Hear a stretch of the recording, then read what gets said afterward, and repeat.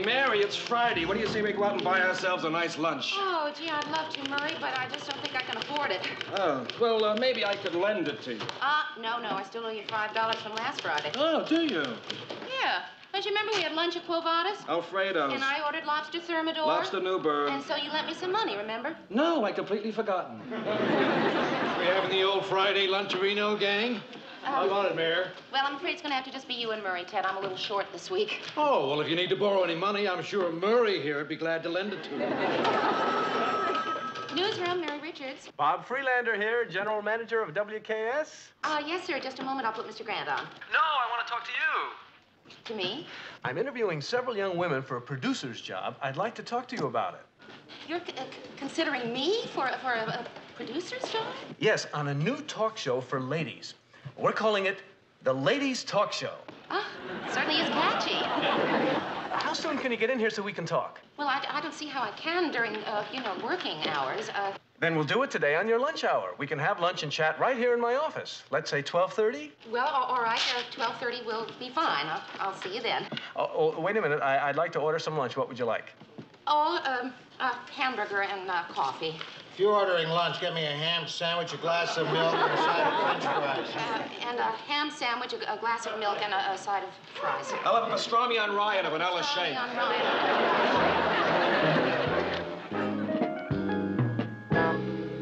Is it good news or bad news, Mary? Phyllis, since when do you greet bad news with champagne? Champagne, Mary! I didn't know they even made it in Idaho. So, what's the news? So, the news is that I have been offered a new job. To produce a women's talk show at another television station. Mary, Yes, producer! Oh, that's Terrific! It means a lot more money. It means my own office and a private secretary. Hey, and you'll meet new guys, and you'll be able to afford a whole new wardrobe. Right? And I don't want to do it. Oh, yeah. Money, guys, glamour, who wants that? If you don't want the job, then why the champagne? Because I'm going to have to take this job. I can't afford not to. So I am trying to convince myself that I'm really happy about it. So why don't we have some champagne and celebrate my new job? Why don't we? Because I don't want a new job. I will be leaving a lot of people that I love, and I feel like a traitor to Mr. Grant. Oh, that's ridiculous. Your only loyalty should be to yourself. But Phil, Mr. Grant took a big chance on me. When he hired me, I was completely inexperienced. That's like saying that I owe Lars something for marrying me because I was completely inexperienced. Mary, take the job. You owe it to yourself.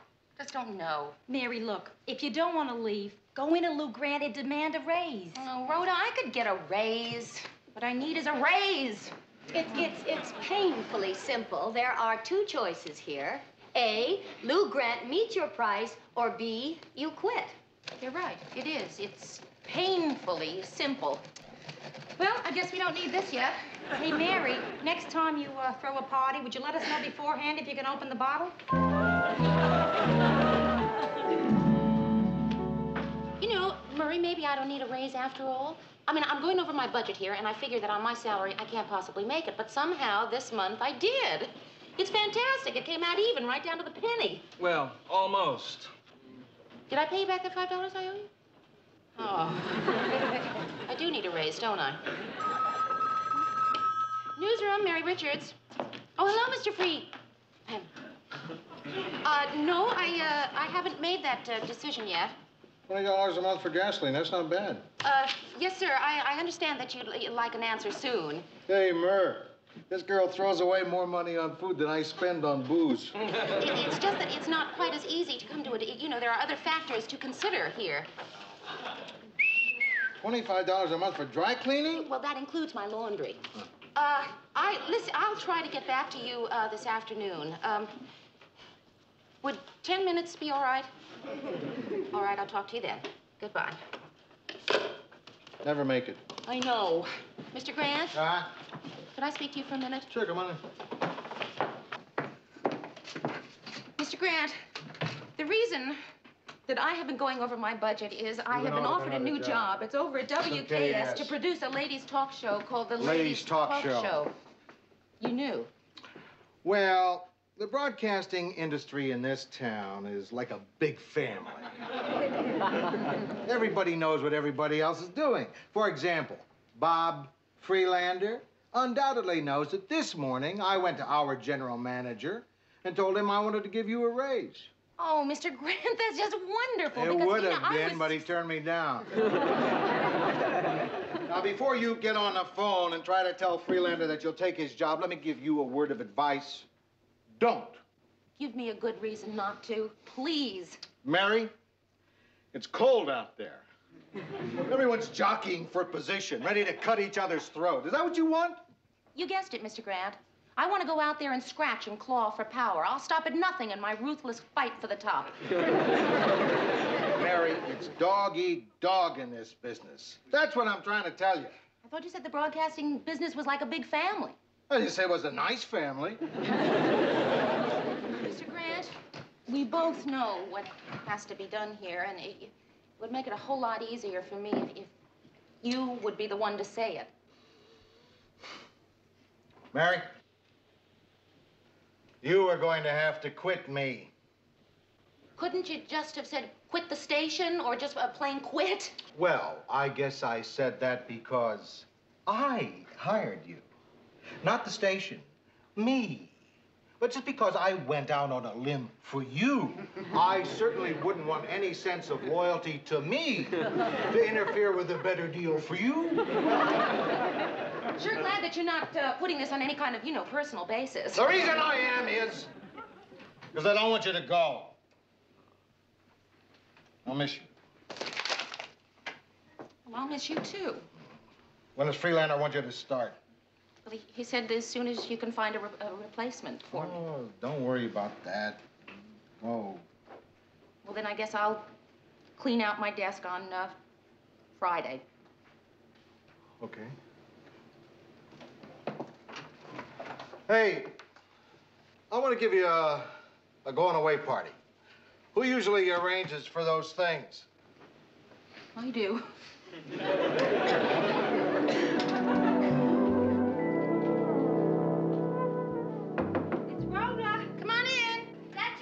Yes, Phyllis, yes. I am going into Mary's apartment, yes. She doesn't miss a thing that goes on in this entire building. Hey, Mary, I just washed my hair. Can I borrow your dryer? Oh, I'm sorry, Rhoda. It's broken again. Well, listen, soon the money will start pouring in from your new job, and we'll be able to afford a new one. Can I borrow your stove? Yeah, sure. It beats trying to dry your hair over a hot plate. Hey, Mary, were you in bed? I'm sorry. No, listen, I tried to go to sleep, but I just couldn't. I guess it's because of the new job. Well, possibly because it's only 8:30. Yeah. But I was sitting around here thinking about leaving the newsroom tomorrow. I got myself so depressed, I decided I'd just go to bed. Yeah. You know what hot milk tastes like? Hot milk. Sure. I'm an expert on the stuff. Did you know that the first man to drink hot milk invented the word yuck? Hey, come on, kid. Let's just talk, huh? Yeah, good. Anything. I just don't want to think about that new job. All right, what do you want to talk about? They showed me my new office today. Outside it, there was this bunch of girls all laughing and giggling, having fun, and there I was inside my private cubicle, practicing sitting behind this big desk looking like an executive. Felt like Rosalind Russell. It's gonna be tough trying to find you a tweed suit with padded shoulders. Hey, wait, no, it isn't. I just remembered. I've got one. Yeah. Oh, why didn't you tell me you're having a pajama party? Phyllis, I'm not wearing pajamas. Oh, with you, it's always so hard to tell, Rhoda. So, what did I miss? Nothing much. I was just telling Rhoda how hard it's going to be to leave my old job tomorrow. Oh, Mary. Dear, funny Mary. There are some lessons that I've learned in my life that I would like to share with you right now. Mary, you know that trouble you've been having tonight about sleeping? This ought to do it. Good night. Good night. Life, as I see it, is a long trail of leavings.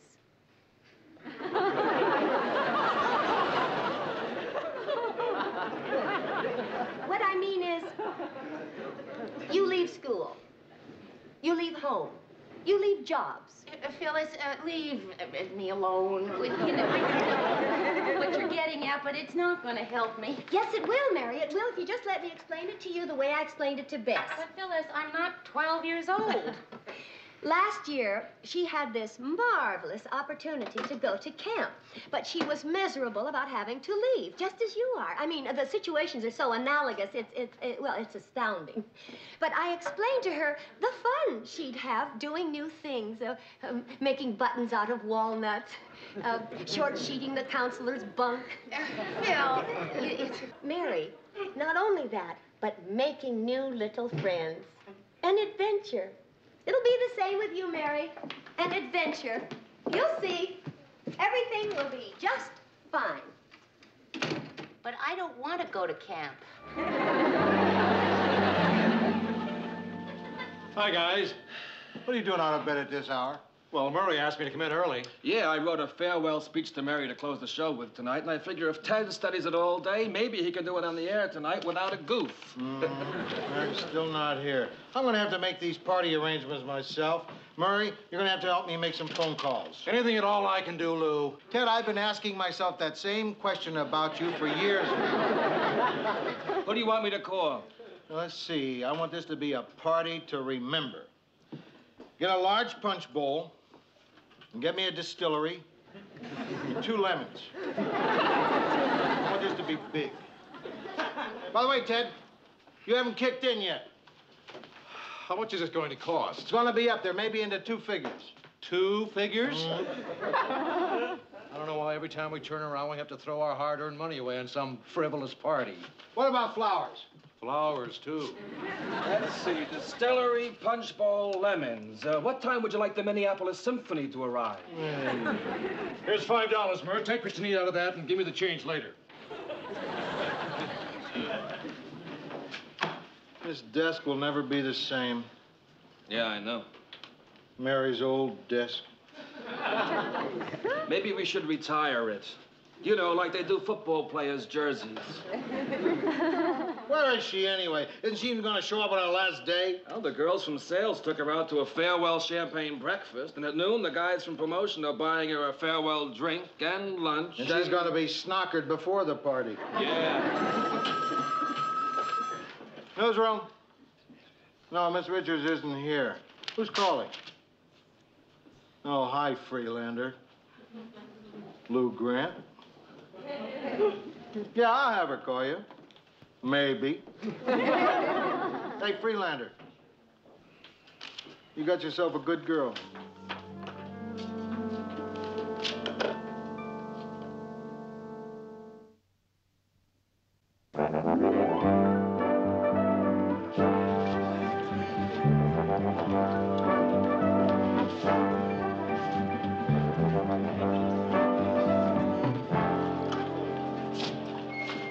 You'd think Mary would be back from lunch by dinner time. I'm beginning to get worried. Oh, it's all right. The whole production department hasn't come back from lunch either. Well, if she doesn't hurry, she's going to miss Ted doing the farewell speech I wrote. Don't do that. You'll dent the dip. My stomach is growling. Well, take a drink. Why do you think my stomach's growling? I had a drink. I gotta have some food, man. This punch Lou made is gonna eat right through my stomach. Well, you can't eat. I want everything to look perfect for Mary when she gets here. Lou. Huh? What is that shriveled up little thing doing in the punch? 5 minutes ago, that was a fresh gardenia. Hey, here it is. Now, Mary's gonna miss it. Hey, everybody, here's the farewell speech. Gather round. Tonight, for my sign-off, in place of my usual droll anecdote, I'd like to get serious for a moment. The associate producer of our 6 o'clock news is leaving our friendly fold for greener pastures. And it is with mixed joy and sadness that we view her exodus. So all of us here at WJM wish a bon voyage through the ocean of life and the best of luck to our own Mary Rickards. Richards? Her name is Richards. Well, it's my fault. It's all my fault. Why your fault? Well, I wrote the whole speech out phonetically except for Mary's name. How'd it sound, boys? Rickards! You said Rickards. I don't get your point, Murr. Her name is Richards. Now I get your point. Hi, guys. Hi, Mare. Hi, Murray. Hi, Mary. Hi, Ted. Hello, Mr. Lou.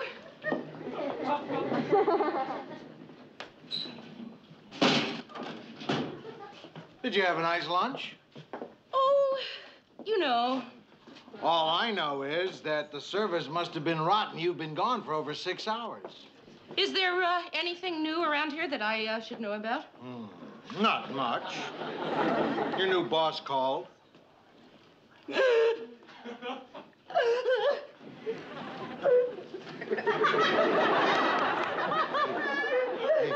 Hey, try to keep it down. Everybody's looking. I know.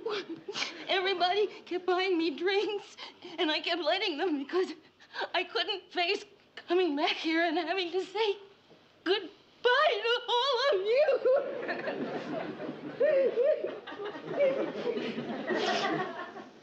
I will be just fine.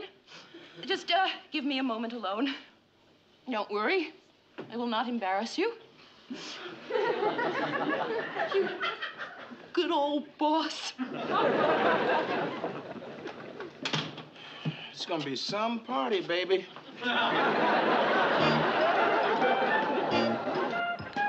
I'm nothing, Gordy. All I've got are looks and a voice. Yeah. Uh-huh. Telling you, Gordy, I'm just a no talent. Somebody put truth serum in the punch. Bill Murray, you might as well hear this, too. I do a good job of hiding it, but I'm a lousy newsman. That's not true, Ted.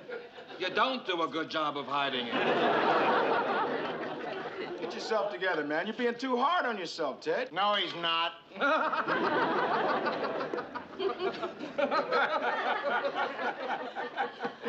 Oh, just a wonderful bunch of wonderful guys. She really picks up a party, doesn't she? I should have stayed with what I started out to be. The only thing I ever really wanted to be. A male fashion model.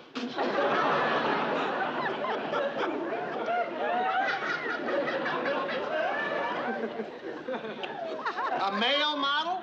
Well, if he wants to be a model, I guess that's the best kind to be. I used to look at glossy pictures of those guys in the ads, standing there like this.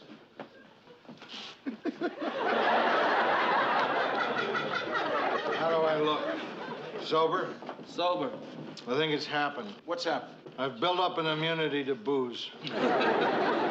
Lou, Gordy. Yeah. Now, I am in the presence of men, real men, Yeah. and I know I can trust you. Yeah, uh-huh. Well, now, I have been happily married to the same woman for 10 years. You know that. Yeah. But every once in a while... Hold it, Murray. I've been here a few times. In bars, at various parties. People sometimes say things at times like this that they later wish they hadn't. Yeah. So I'd like to stop you right now from mentioning any names. Marie McGuire. You try it. I didn't hear it. Marie McGuire. She was a pom-pom girl in college. Oh, boy, was she something. Blonde hair, blue eyes. Blonde hair, blue eyes. Marie... That's your wife. Yeah, I know. Isn't it terrific? It's gonna be one of those big parties.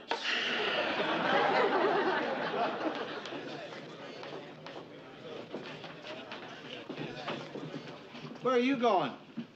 Well, it's getting late, and I just thought I really couldn't face any final goodbyes, so I was planning to call everybody individually, you know, next week, and... Well, I figured if I stayed any longer, somebody would probably start singing... For she's a jolly Yeah. good fellow. Oh, For she's a jolly good fellow. For she's a jolly good fellow. I can't sing either. Speech. Come on, let's hear something. Say a few words. I don't know what to say to tell you how I feel. And, except to say that I'll never forget any of you. Of course you won't. We'll be seeing each other all the time. Well, that's right. We will. We'll be seeing each other all the time. Lunch together? Lunch together. We will. Every week. Every week we will have lunch together. I don't know who I'm trying to kid. I've been to enough of these things to know that people say they'll get together, but they never do. The minute I walk out that door into your dog-eat-dog world, that's the last time I'll probably ever see any of you. Well, except for Ted on the news. Or in a fashion magazine. So, anyway, I just want to say thank you and bye. So, come on, everybody. This is a party. Everybody's supposed to be having a very good time. I know I am. Barry, come into my office. Excuse me. Sit down. Mr. Grant, I'm awfully sorry. You gave me this beautiful party, and I put a damper on it. You didn't put a damper on it. You dropped a bomb on it. But I don't care about that. I'm gonna meet Freelander's offer. Come on, Mr. Grant. The general manager already turned you down once. Yeah, but I didn't threaten to quit yet. You'd quit for me? No. But the general manager doesn't know that. So, let's call Mr. Freelander and tell him to find somebody else for that job. You mean right now? Of course now. Hello, Mr. Freelander? This is Mary Richards. Would you hold on just a minute? Mr. Grant, I'm so glad I can't think. Hey, hold it down out there! Mary's on an important call. Mr. Freelander, there's been an interesting little development here. Listen, I know I haven't actually started to work for you yet, but I quit. I think she's going to stay. Well, Mr. Grant has met your offer, so I've decided to stay right here. Oh, that was just some friends of mine. Yes, sir, I do realize what I'm doing. Yes, Mr. Freelander, I have given the matter a great deal of serious thought.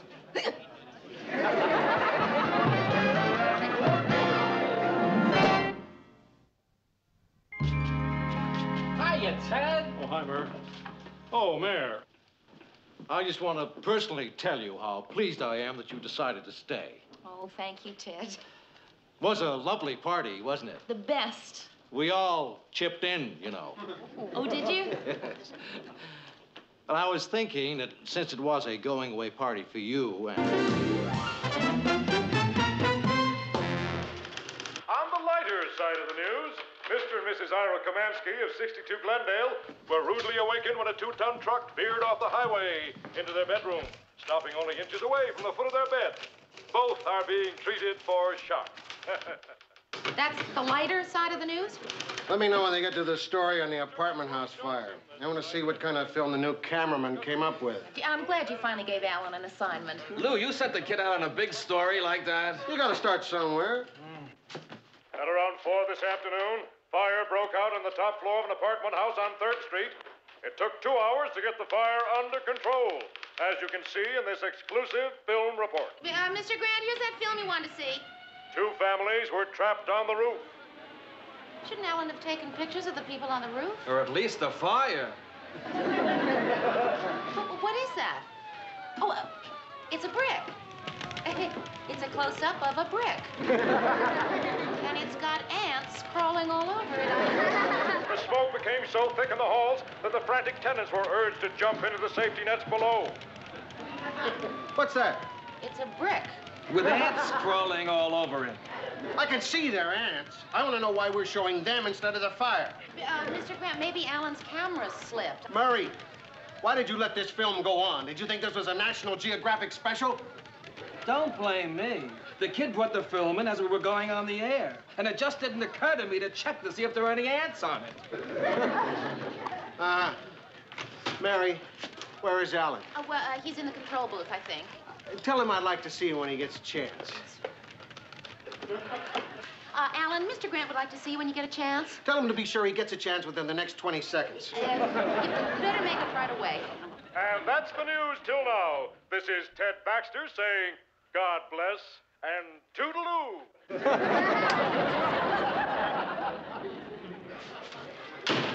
Did he like it? Well, it's, you know, it's sort of hard to tell whether Mr. Grant likes something or not, Alan. But I think he can probably tell you better than I can. Thank you. Come in. What were you sent out to cover? The fire? That's right. Now, I'm telling myself that this is your first job, so maybe I'm expecting too much of you to know a fire when you see one. Fire is where there's a lot of smoke. Fire is what those big red trucks are usually parked in front of. Fire is red and hot, and the fire is news. I know what a fire is. Okay. I know what happened. You put the wrong lens on your camera. You thought you were shooting the whole building, but you were getting a close-up of the ants. It was an accident. It wasn't an accident. What? Well, I was making a comment by showing the ants. You did that on purpose? I was showing how just a few feet away from the fire, life goes on.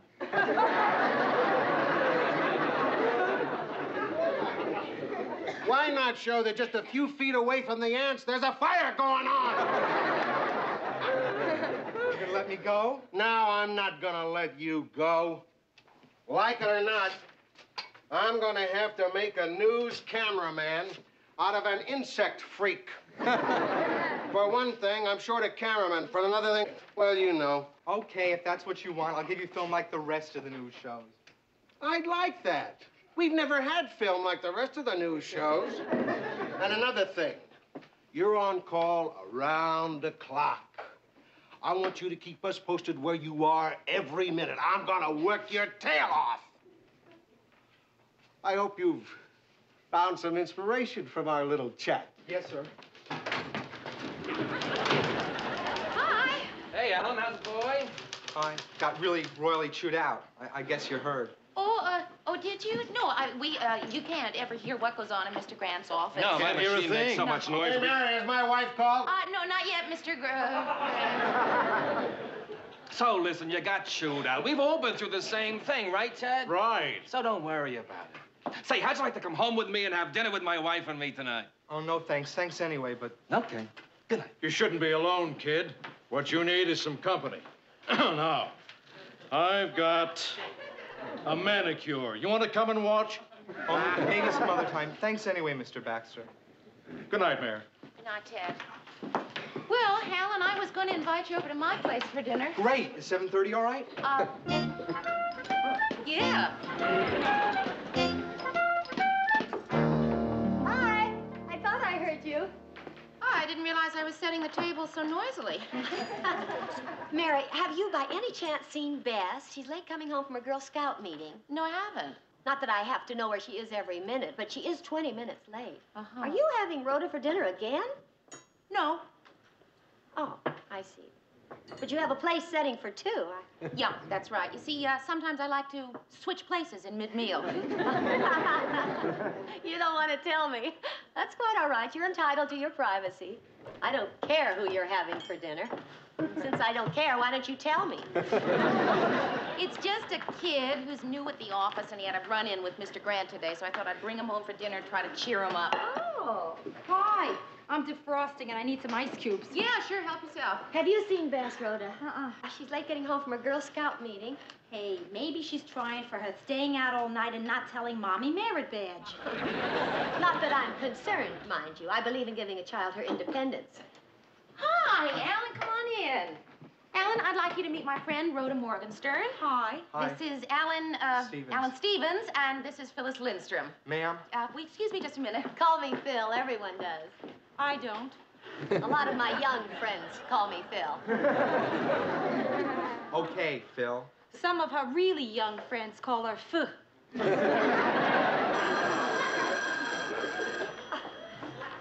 Hello? Oh, hi, dear. Yeah. Okay, sure, I'll tell her. Bye-bye. That was Bess, and she's kind of worried about you. Where is she? She's still at the Girl Scout meeting. You were supposed to pick her up. Oh, for heaven's sake. Oh, nice meeting you, Alan. See you later, Ph. Would you like a drink? Hey, can we see your ID? I don't drink, but I would like a glass of water. Is that the kitchen? I'll go get it myself. Okay, the glasses are on the counter, isn't he?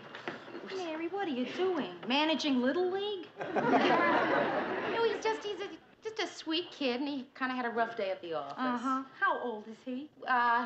22, 23, I think. I don't know. That's okay. Nothing wrong with going out with someone 23. I've done it myself. I was 15. I'm just getting some ice. I'll help you. That's okay. I think I can get an ice tray out by myself. No, really, I insist. Hey, where were you when I had to lug my old stove down to the basement? Ow! Hey, kid, keep both hands on that ice tray, huh? I'm sorry, my hand slipped. Next time this happens, I'll press charges. What, You know that shy kid in there? He's not really all that shy. Hey, Mary, it was an accident. I mean, I hope you don't think I'd fool around with one of your friends, or one of anybody's friends. No, of course not, Alan. No, it's just, Rhoda's just overly suspicious. She's from New York. Because if you did, well, No, hey, no, come on, sit down, have some cheese and crackers. The funny thing is, she's not even my type. Well, no, of course she's not. I mean, she's a little older than you are, like I am. Yeah, but I wouldn't mind fooling around with you. Can I take your coat? And your shoes? Oh, I just felt at home. Well, good. Nice couch. Does it fold out? I mean, for you to sleep on. You know, Alan, I think that somebody may have gotten the wrong idea here. You want me to go home, is that it? No. When I want you to go home, I'll say, Alan, go home. I just think that there may have been a, Don't worry, nobody has to find out. Alan, go home. But then you'd be all alone. Yeah, that's right. You don't want to spend another one of those lonely nights, do you? Well, what are you smiling at me like that for? Because you're cute. You really think that because I'm 30 and single that I'm desperate, right? No, I meant that I find you very attractive, and what does age have to do with anything? Well, Alan, I'm really very flattered, but age has everything to do with it. I mean, look, if I were 19 or 20, you'd be 11 or 12. Anyway, you see what I mean? So come on, let's have dinner. You mean you just got me up here for nothing? No, I got you up here for dinner. Is that nothing? It sure is. Good night, Mary.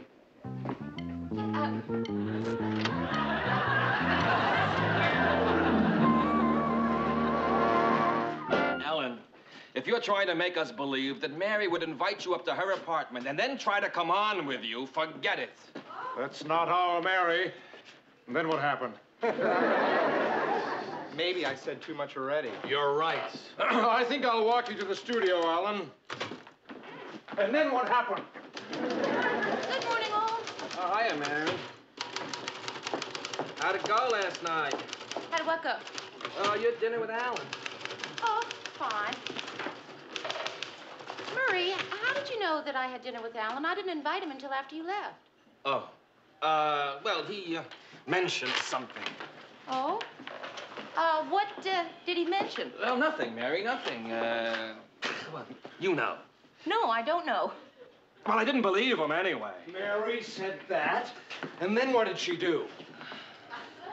Oh. Hi, Mary. Alan, could I see you for a minute? Sure, Mary. Alan, I would like you to tell Murray in front of me exactly what happened last night. I'm sorry. You're right, Mary. I should have kept my mouth shut. It was just dumb bragging. I'm sorry. Brag! Alan, you... Oh, Murray, you... I would know it. Nothing. It was...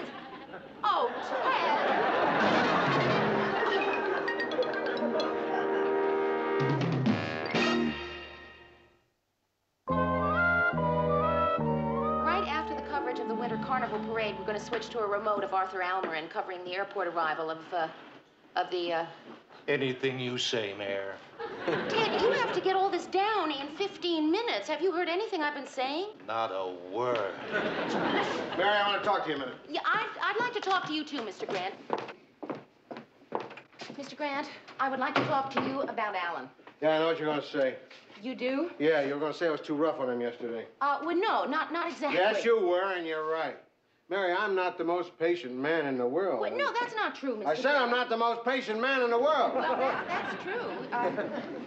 But Alan isn't exactly the easiest person to be patient with. Mr. Grant, I don't know how else to tell you this other than to just come right out and say that Alan has been going around the station telling people... Yeah, he's my nephew. It's true. He's my sister's kid. And Mary, that's why I gotta ask you a favor. Asking favors isn't something I usually do. I'm not good at it. Boy, I'll say I'm not good at it. I forgot my manners. You want a blast? What that kid needs is a little understanding and compassion and all the rest of that bull. You can handle that. And I can't. Okay? Okay, what? Will you do me that favor? What favor?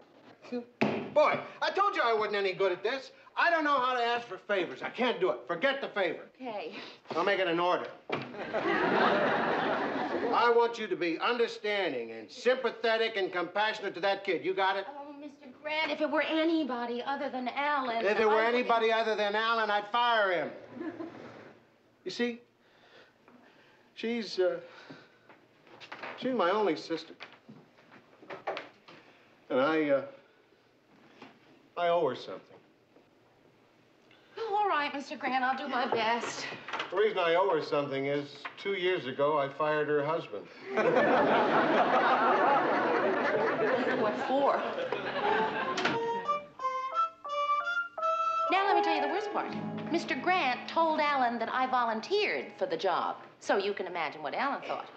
So tell him you didn't volunteer. I told him. He didn't believe me. He asked me what time I wanted him to come over tonight. So you should have told him you don't want him to come over tonight. I told him, and he said, how about 8:30? You should have told him you wouldn't be home. I told him, and I'm not. I am not going to be home. I'm going to a movie. You want to go? Yeah, I would. He'll only be back tomorrow. What do you plan to do, go to a movie every night? Of course not. One night I'll go to a play, and the next night to a concert. I always did want to learn how to play pool.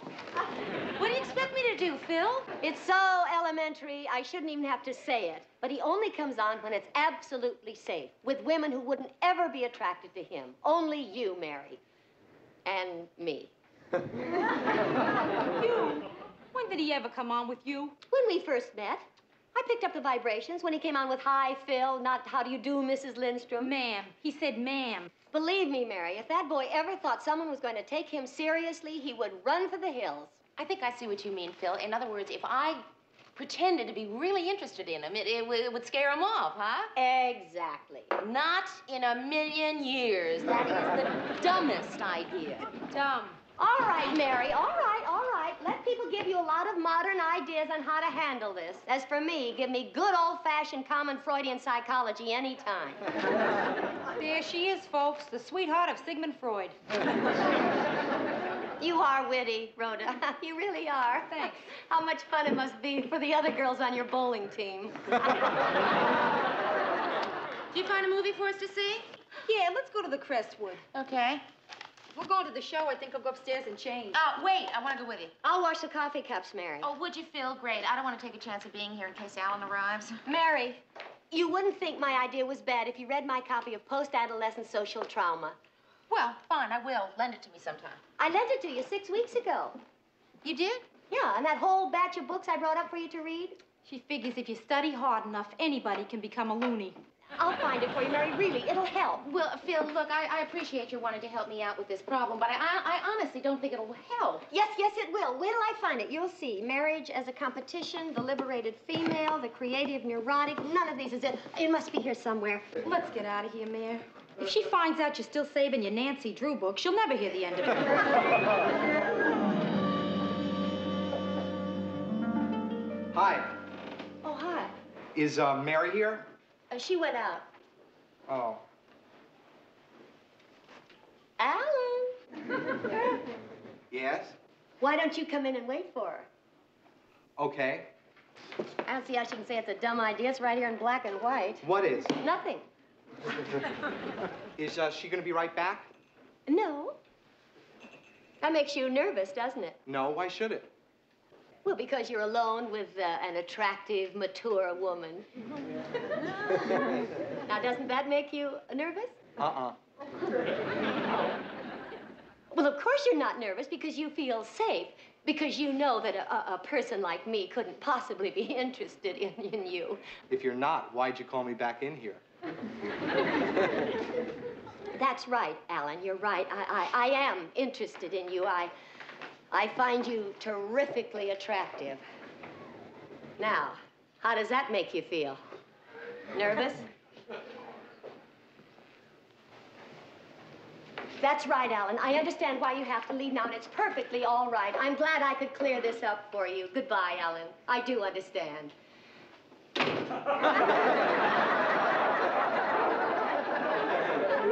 What I don't understand is why you're on this side of the door.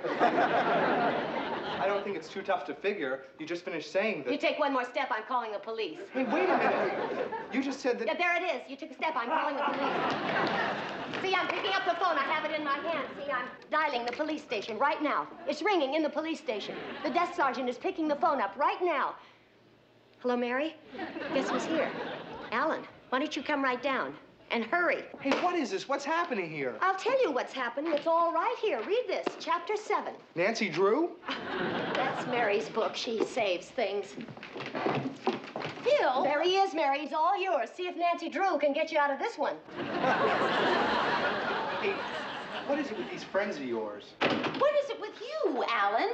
Why don't you find a girl your own age? You don't know? Oh, what's the use? Pardon? I said, what's the use? I don't have a quick comeback to that question. I'm a phony. I'm not a man. I knew it since I was 12. Alan, who knows they're a man when they're 12? There's something wrong with me. You bet there is. You don't understand. You see, I've never... I mean, when the other kids were... I wasn't. Well, I'm awfully sorry, Alan, but I don't see how You don't know I what can... it's like to feel like you're the only virgin in the whole college. Well, as a matter of fact, I do.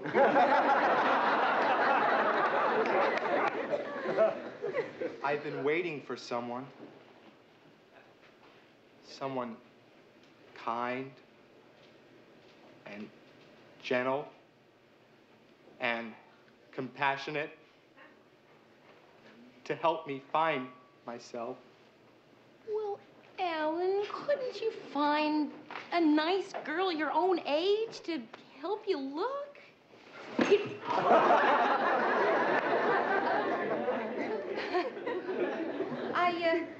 I didn't know that all of this was behind all that craziness. Send away whoever it is. I need to talk to you tonight. Alan, I really do have to go answer the door. Who is it? Lou Grant. Where is he? Who, me? You. Guess what? A brewery blew up tonight. I know because I saw a film of it on one of the other stations. Since you weren't there, we don't have a single foot of film on it. Not even a lousy ant crawling around in a bear such. Mr. Grant, how did you know that he was here? He left a message with his answering service saying where he'd be and that he didn't want to be disturbed. I don't know how to break this to you, but I may end up disturbing you. Mr. Grant, could I talk to you for just a moment, please? Mr. Grant, Alan has problems. He really does. What's he been handing you? What have you been handing her? Mr. Grant, please. They're very personal problems, and well, he has problems about women. You do, huh? Hey, Uncle Lou, I was just kidding around. You were just kidding around? Look, you, I want you to remember something and remember it forever. I think of this girl here like she was my own daughter. That means she's your cousin. You get my meaning? Okay, I'm fired. Ooh, no. As of now, you're third apprentice in the developing lab. I can always quit. Who says so? Now, look, there's only one woman down there in the lab. She's a negative cutter named Jocelyn. Tell him what Jocelyn's nickname is, Mary. Well, it's not really a nickname. It's just what some of the people... Bomber. Tell him what Bomber did at the last Christmas party, Mary. Oh, you mean when she beat you arm wrestling? That's the new woman in your life. Bomber. Good night, Uncle Lou. Cousin Mary. Hey, I want to apologize. I mean, he's my family and all Mr. that. Grant, no, please. There's no need. I understand. Look, every family has someone like that. No, you don't understand. In my family, he's the cream of the crop. Good night, Mary. Good night, Mr. Grant.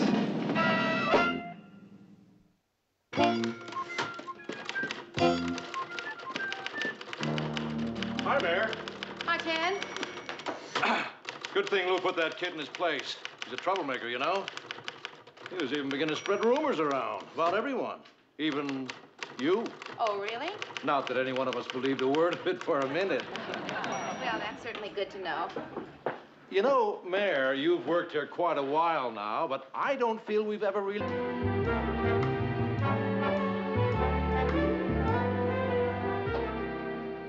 Hi, Mayor. Good morning, Murray.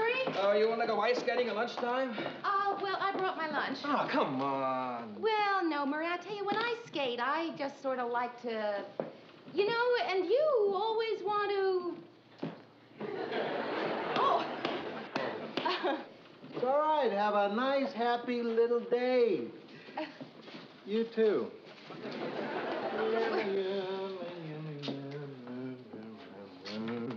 Yes? Something wrong?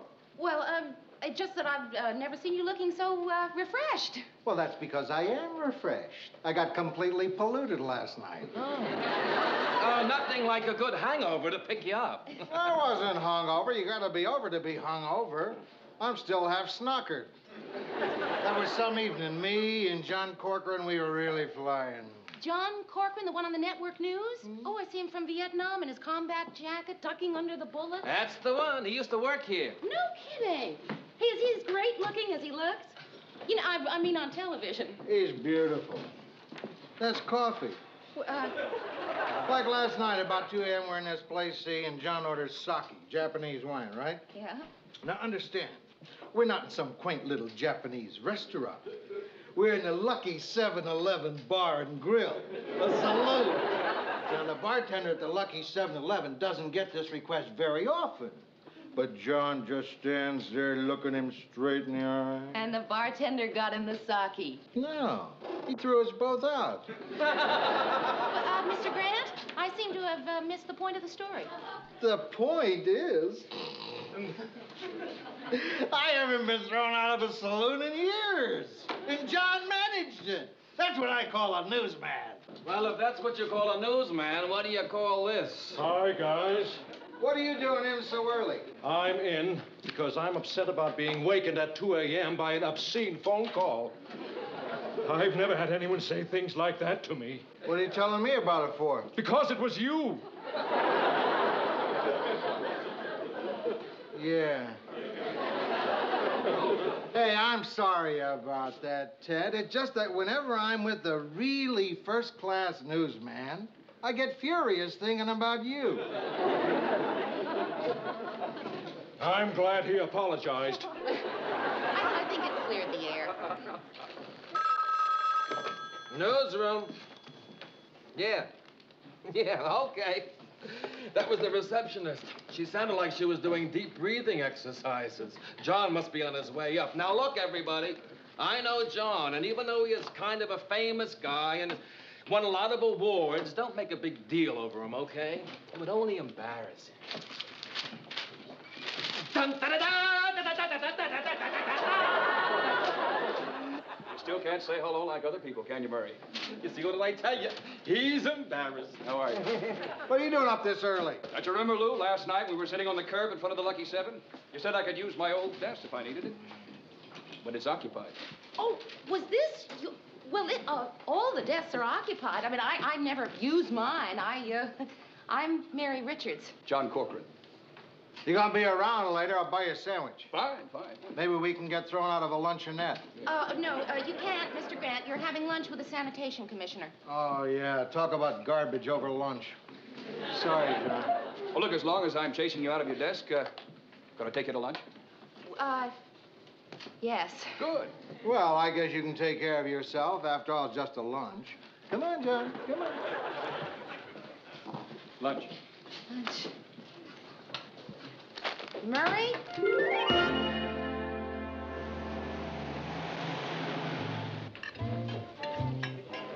This is very good fettuccine. You sure you don't want to try it? No, thank you. I've got this little meat patty here. John? What? I lied. I want to try your fettuccine.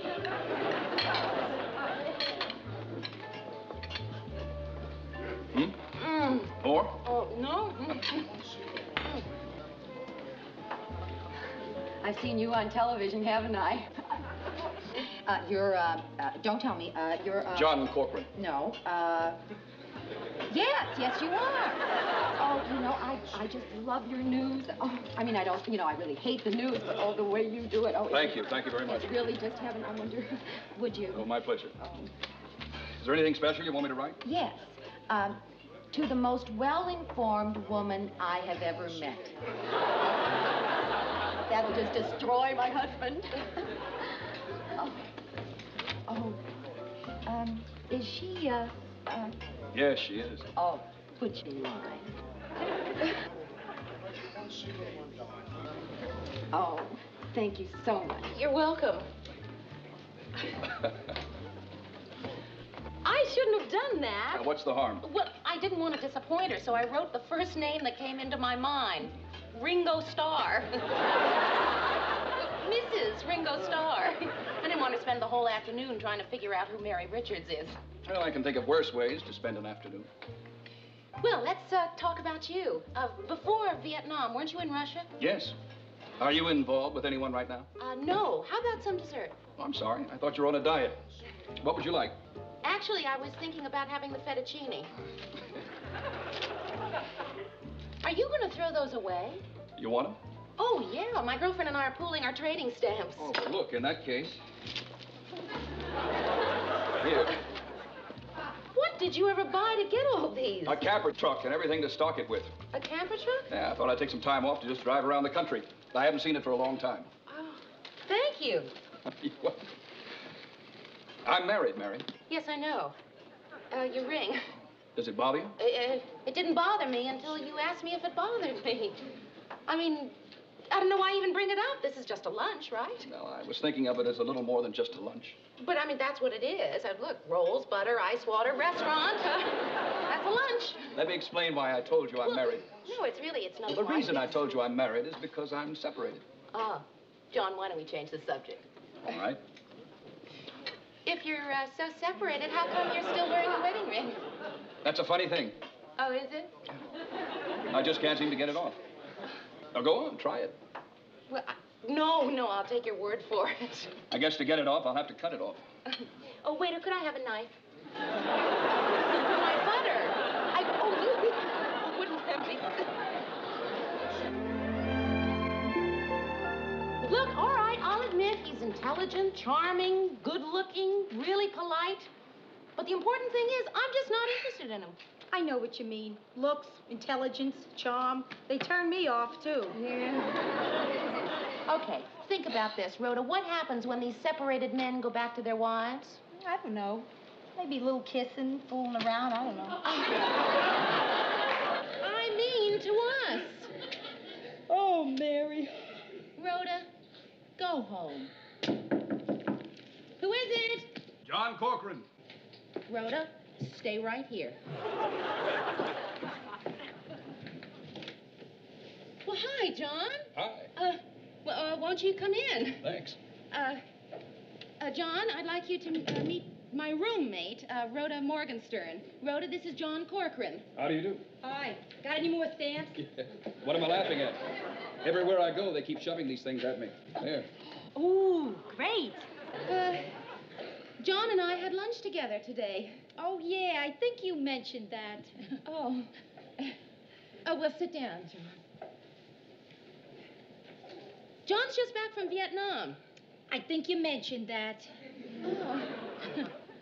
He just bought one of those, A camper, you told me. to drive around the country? Yeah. Where you from, anyway? Los Angeles. That is, my wife lives there. We're separated. I know.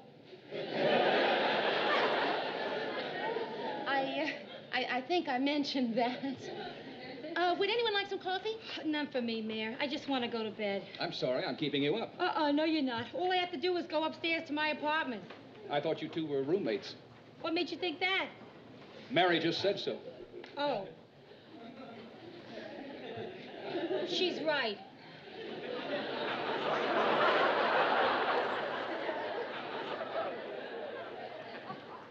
John, how do you take your coffee? Black. He took it black at lunch.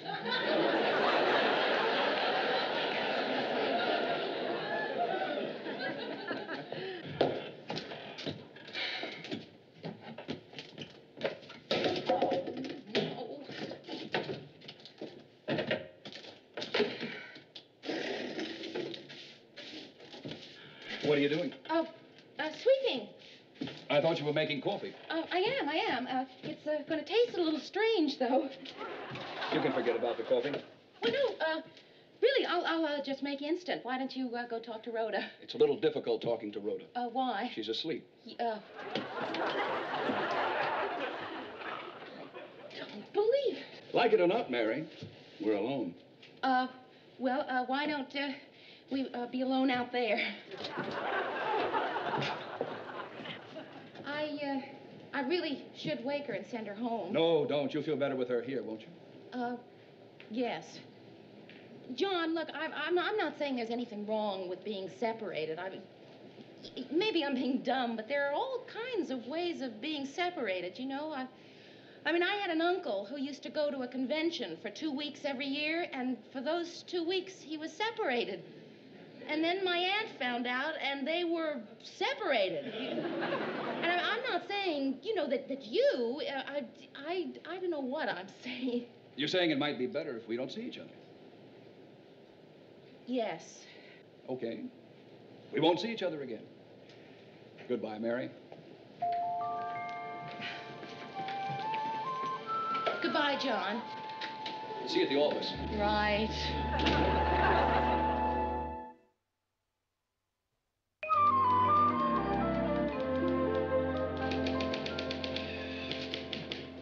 What are you working on? I think there might be an idea for a good documentary in this. America by someone who hasn't seen it for 3 years. Who? Jimmy Hoffa?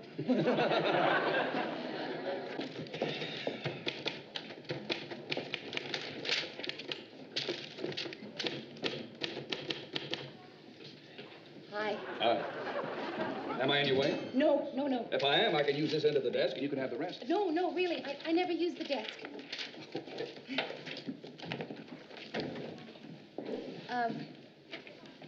Excuse me. My labels.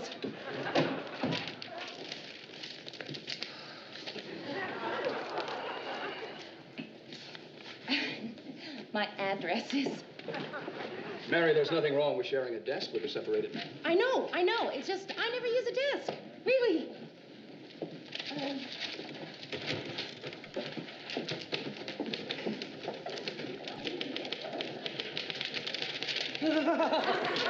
I'm working against the deadline, and you're putting labels in my typewriter. Oh, Mary, look, I was wondering about something. Marie and I are having some people over Friday, and we want you to come. Oh, good. I'd love to. And look, if you're the kind of person who thinks they have to bring a bottle of wine or something, don't bother. We have all the wine we need. Okay. We're a little short on cognac, though. Hi, guys.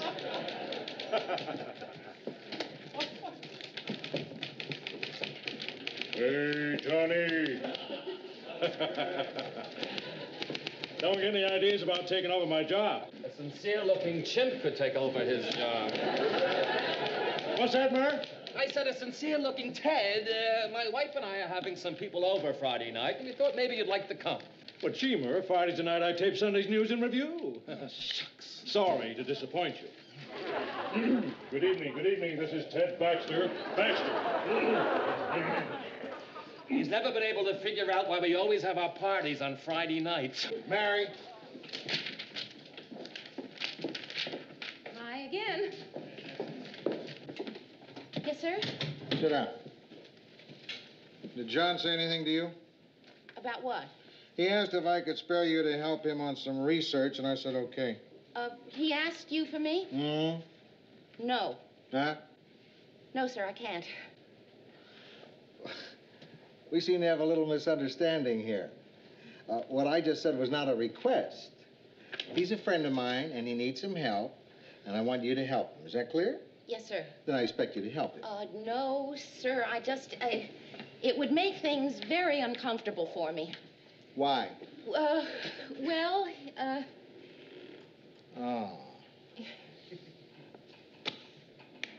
Mary, I'm going to say something to you, and I hope you won't take it the wrong way. You're the biggest jerk I ever met. How could I possibly take that the wrong way? You're a big girl, over 21, and then some. Don't you know enough not to affiliate with charmers like John Corcoran? I didn't affiliate with him. We had lunch, just one lunch. I've seen him mess up 3 or 4 women's lives during a coffee break. You keep away from him.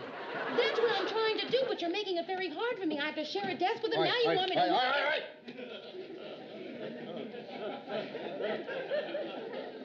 It's my fault. But how did I know you'd see anything in him? I don't know what anyone sees in anybody. But I do. I like John. He's what you call a man's man. But that can be bad news if you're a lady. You mean like his wife? He separated again? Again? John and his wife had more reunions than the Whiffenpoofs.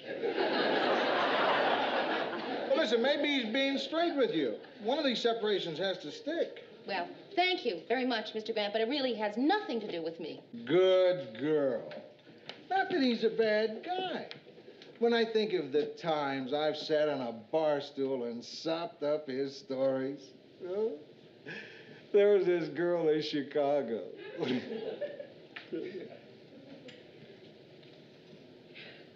If he so much as comes near you, you let me know.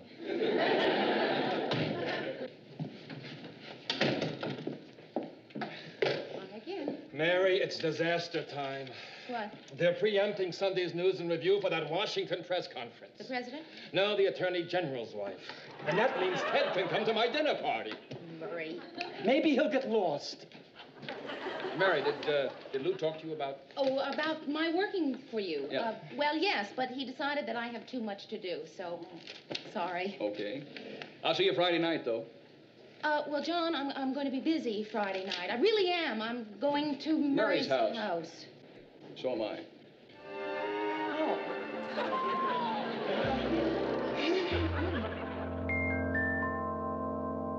Mary, would you care for a minute? No, thank you. That's good wine. You're drinking scotch. It's my favorite kind of wine. We were so sorry that your wife couldn't come. Yeah, I know. Well, we sort of have a kind of a deal. She doesn't drag me to any of the dumb things she gets invited to, and I don't.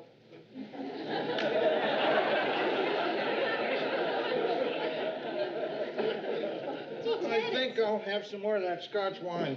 Ted, it's so nice seeing you outside of the office for a change. Yes, well, some celebrities don't like to socialize with their coworkers, but I feel it's good for morale. Oh. You're not talking to me.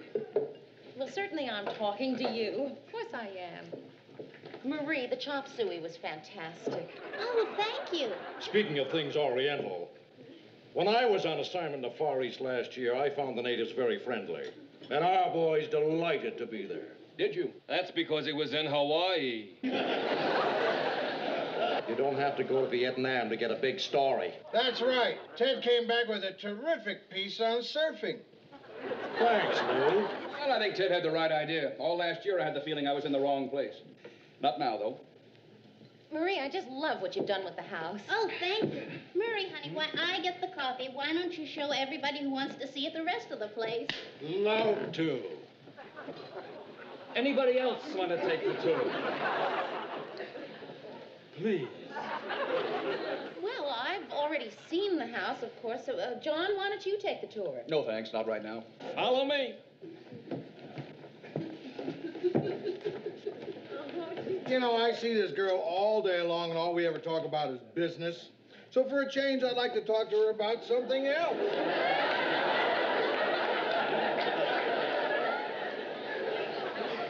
And there are so many things to talk about. There sure are. Did you get those books out of research that I had you? Yes, sir, I did. That's business, isn't it? But then what's wrong with talking about business? I think I'll go join the tour. I'll see you soon. Don't miss the master bathroom. It's the highlight. Mr. Grant, thanks For what? for what you did. I appreciate it. But, Mr. Grant, don't do it again, okay? It's tough to say you're welcome after a thank you like that. Well, it's just that I've got to figure out how to handle this myself. I just wish he'd stop coming on like this in front of everybody. Maybe I can figure out a subtle way of getting him under a cold shower. I think so far, you and I, though, are probably the only ones who are aware of what's going on. And this is the family room. The tour is over. Oh, this is nice. We were here before, Ted. Well, it's still nice. Game time! Games? Sure, games. What's a party without a few games? You know, charades, association. Oh, I thought you were going to have us all get in sacks and hop across the room. Hey, does anybody have any new games? How about the truth game? You know what's always fun? Continuation. I think that's what it's called. You must have played it, where somebody says a word, and then the person next to them has to use a word beginning with the last letter of your word. Sounds great. Well, no, it really is.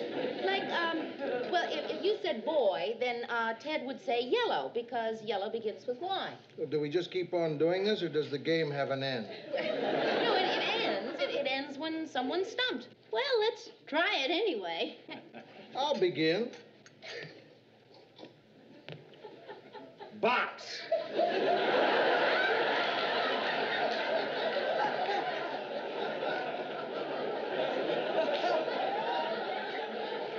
Well, let me see if I understand this. I have to say a word that begins with the last letter of your word. X. X. Game's over. John, what was that truth game you mentioned? It's very simple. We each make a statement about ourselves. Then it's up to everybody else to guess if that statement is true or false. And the whole point is to make your statement intriguing. That way you get an idea of what people think about you. Remember, the whole point is to say something provocative. Let me try one. I think I'm in love with a person in this room. True.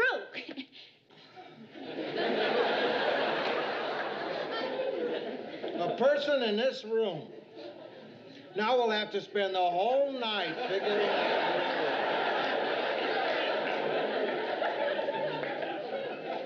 It's your turn, Mary. My? Okay. All right, my turn. I think that there is a person in this room who uses the word love like other people use the word hello. False. True. I didn't know this game could have ties. Let me try another. I'm seriously thinking of getting a divorce. John, no, you're not.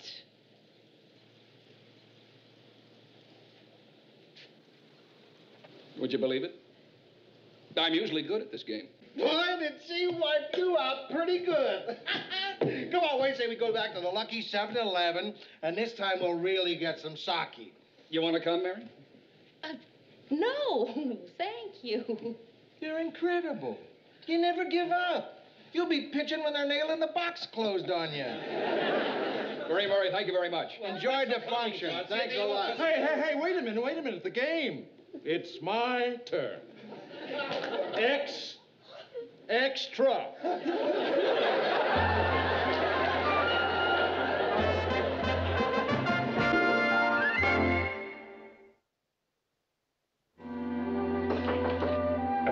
Who is it? Rhoda. Hi. Hi. I was just coming in and saw your light. How was Murray's party? Well, it turned into a sort of farewell party. Oh, yeah? For who? John and me. You mean no more stamps? Oh, Mary, our partnership is just bombed.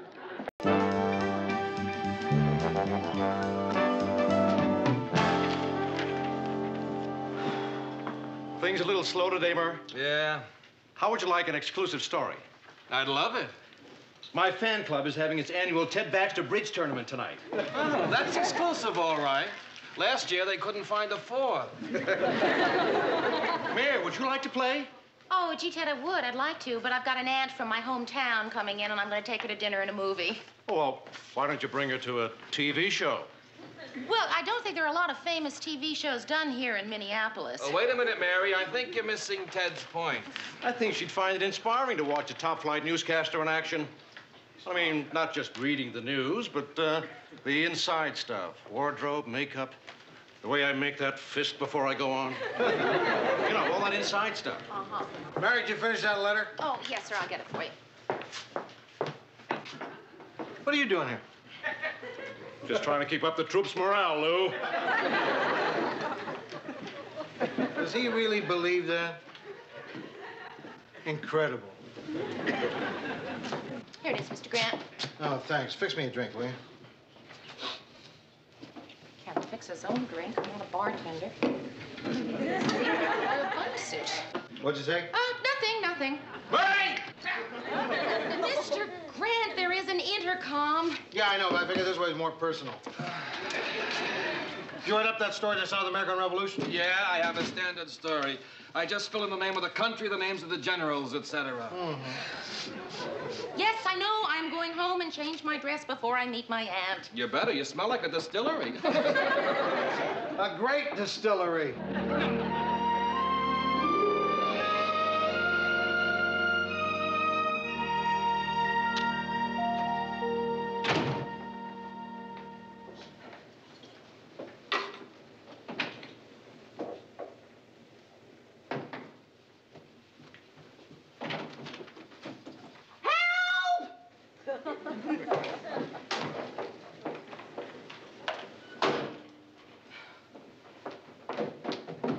Mary, did you just call for help? Yes! What is it? What's the matter? My clothes! Oh, I see what you mean. You smell like you've been dancing with Dean Martin. No! Not these clothes, those clothes, my closet. Oh, is it safe? Yes. Mary? I heard you yell for help. I would have come sooner, but I had something in the oven. What's wrong? There's nothing in Mary's closet. There's nothing in Mary's closet. Where are your clothes? Gone. Everything in the closet is gone. Mary, call the police. You're right. I gotta call the police. I hope they get here in a hurry. My poor aunt is waiting for me on a street corner. Hey, Mary, let me handle this. If you want the cops fast, I can get them here fast for you. Great. Hello, police. There's a man with a gun trying to get into my apartment. Rhoda! Mary Richards, 119 North Weatherly, apartment D. Hurry! He's coming in! Rhoda, He's pulling the phone out of my hand!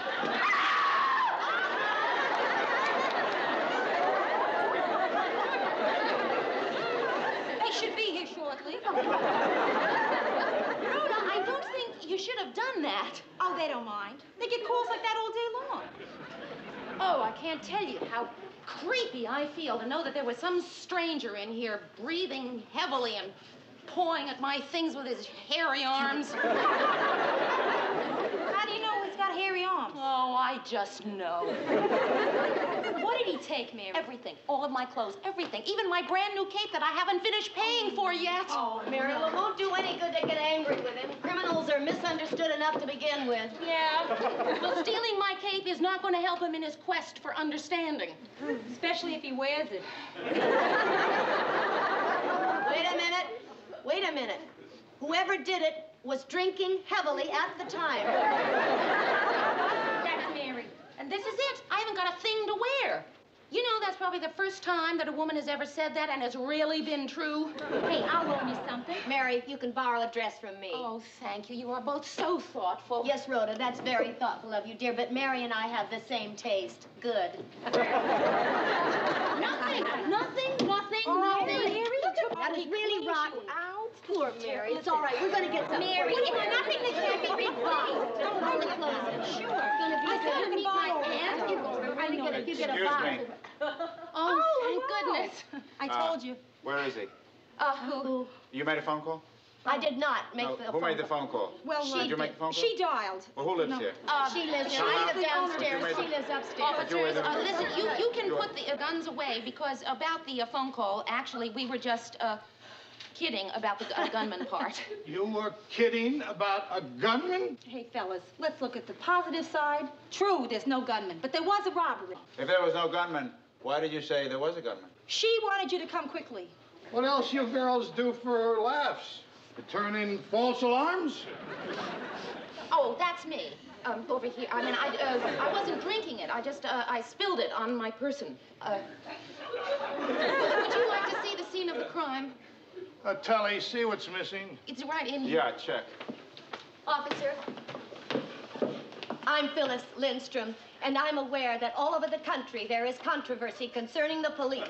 I just want you to know that I have an open mind. That's nice. Jackson, there's certainly a lot missing in that closet. Oh?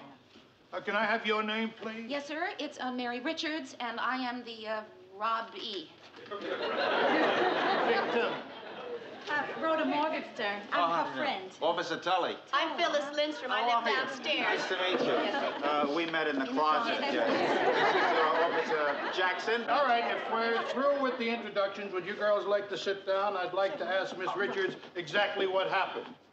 Miss Richards, exactly what happened? I was robbed. Somebody came into my apartment and stole all of my clothes. And my TV. At least they didn't take your records. That's right, that's right. At least they did not take my records. But they took my stereo. Oh, gee, that's too bad. What time did this happen? I don't know. It must have been while I was at work. Oh, then you weren't robbed. I wasn't? You were burglarized. Uh-huh. That's a relief. Officers, continue your questioning. Mary, I'm going to get you a dress. I'll get you a better one. When did you first realize that there was a robbery? A burglary. When I came home about 10 minutes ago and looked in my closet and noticed that there was nothing in it. Is there anyone you suspect? No. Jackson, no suspects.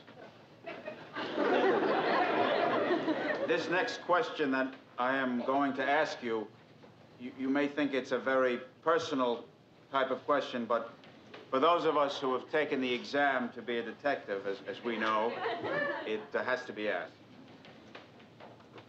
Does anyone else have a key to your apartment? No. I didn't think so. Jackson, there's something very intriguing about this case. Yeah, I wonder what. Leave the detecting to the detectives. I want to talk to you for a minute. Yeah, excuse me. Be right. You always have to put me down in front of people? Only when you start acting like Ironsides. You're acting like Ironsides. Officers, I do hate to seem to be rushing things, but I really have to get going. Just be a few more minutes. Jackson, why don't you check the window sash over there? Huh? Mary, here's a dress for you. It's brand new, never been worn. Oh, Phil. Here it is, Mary. It has 10,000 miles on it, but it's just back from the cleaners. Try this one on. Oh. That's the brakes, Phil. Tully, come on. Wait a second. Would you wait a second? I want to see how she looks in it. Officer Tully, you know, Bess, that's my daughter, Oh, Officer Jackson should be here. He would appreciate this. Bess came home from school the other day and she said, the policeman is our friend. That's very nice. I'll tell Officer Jackson. You know what I said to Bess? I said, Bess, you are absolutely right. Gives you an idea of the fantastic conversations they have about Well, one thing's good. Mary won't have to worry about being robbed again. Oh, that's not necessarily true. You see, many times they come back to the same place. Do me a favor. Don't tell Mary that. I heard. Is that true? Oh, you look terrific. That's a great color for you. Thank you. Is that true what you said, that they sometimes come back? Oh, seldom, very seldom. And if you need any help, just, call and ask for 1636. All right. Extension 1636. No, badge 1636. Badge. I don't have an extension. Oh. Nice meeting you, girls. Yeah, Tully. We'll have to do this again sometime. Thank you. I hope your aunt doesn't think that's a maternity dress. Hi, Mr. Grant. Yeah.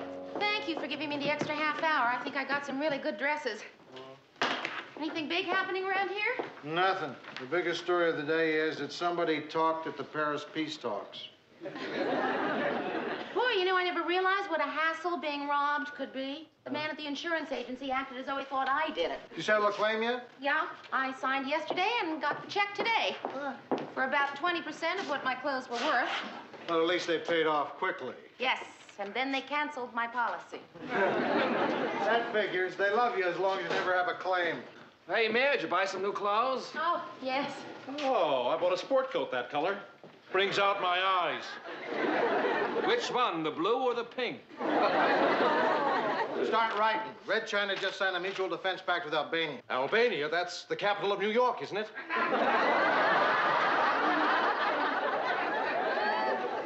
Well, I've got to go watch a show on educational television. Sesame Street. That reminds me, there's some really great television on tonight. And I won't be able to watch it. They stole my TV.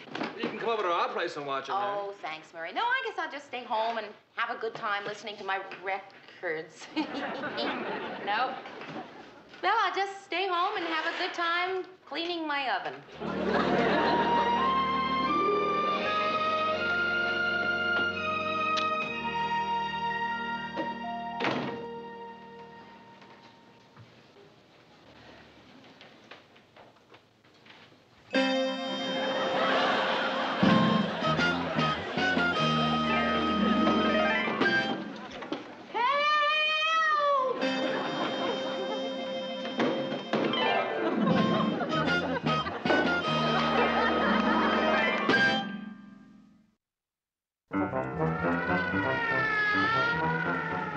We'll get whoever did this, I promise you.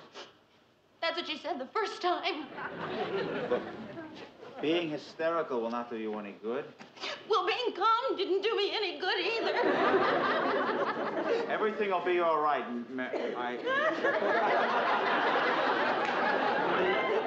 coward. Well, need a list of what's missing. Everything. A pattern's beginning to emerge. Yes, the pattern is this guy keeps coming back and robbing me. Burglarizing. Oh, whatever you call it, when is he gonna stop? I think he's about finished. Well, you still have your lamp, your sofa, and that M thing. Hey, wait a minute, fellow. If this kid gets hit again, the Red Cross is going to have to come in with coffee and donuts. I saw the police car downstairs and I wondered what happened. Oh, Mary, your apartment. Oh, I know. you. It's your job to protect innocent citizens from things like this. Look at that poor girl. What kind of a police department do we have here anyway? We're doing our very best, Phyllis. Did you notice any strange people around here today? Just the usual.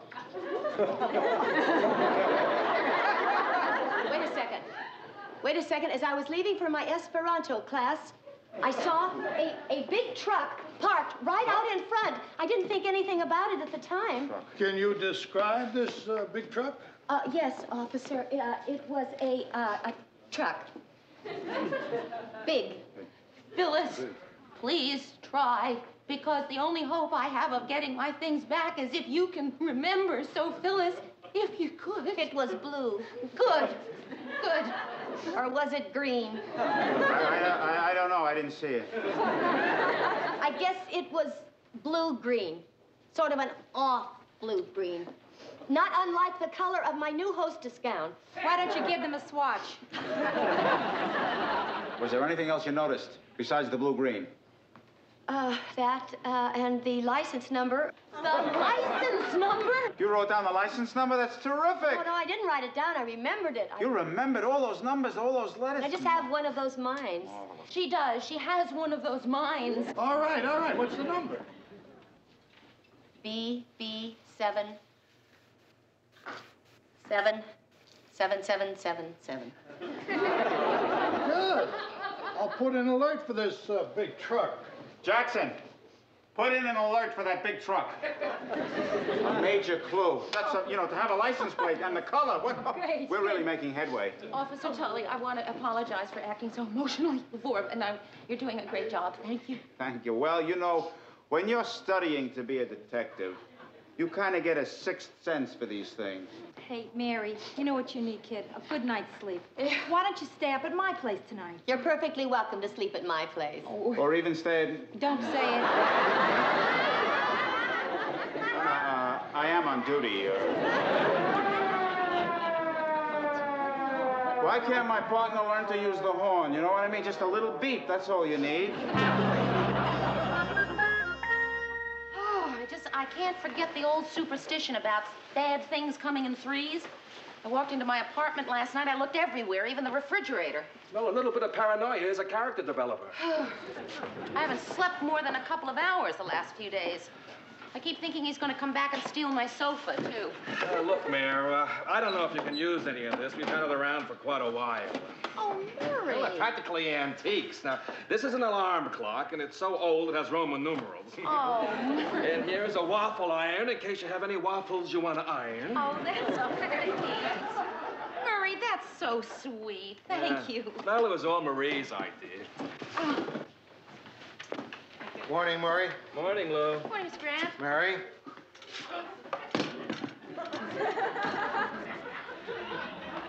I don't like the coffee it makes. Maybe you will. Murray, will you look at this? This pot has never been used. He went out and bought it for me. Well, don't tell anyone. You'll ruin his image. Hi-ho, everyone. I think you can quit worrying. The third bad thing just happened. A little something to help you rebuild, Mayor. It's for your kitchen. Oh, Ted. It's an ice crusher.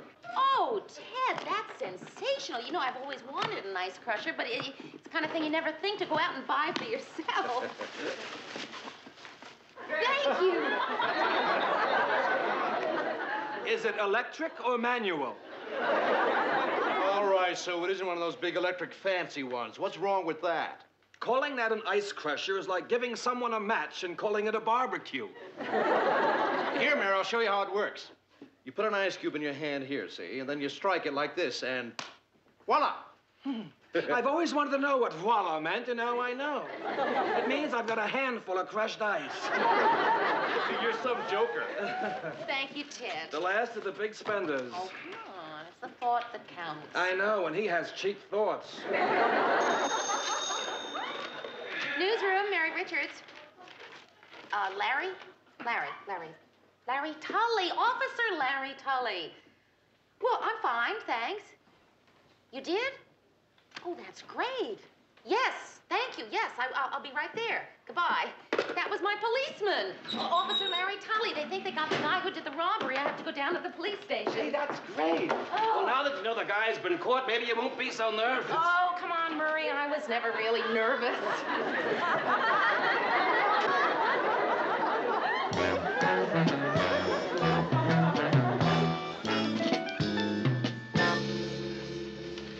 let's see here. Richards, Mary Richards breaking and entering. Yes, that's me. Tully said if you got here before him to wait. Would you like a magazine? Oh, thank you very much.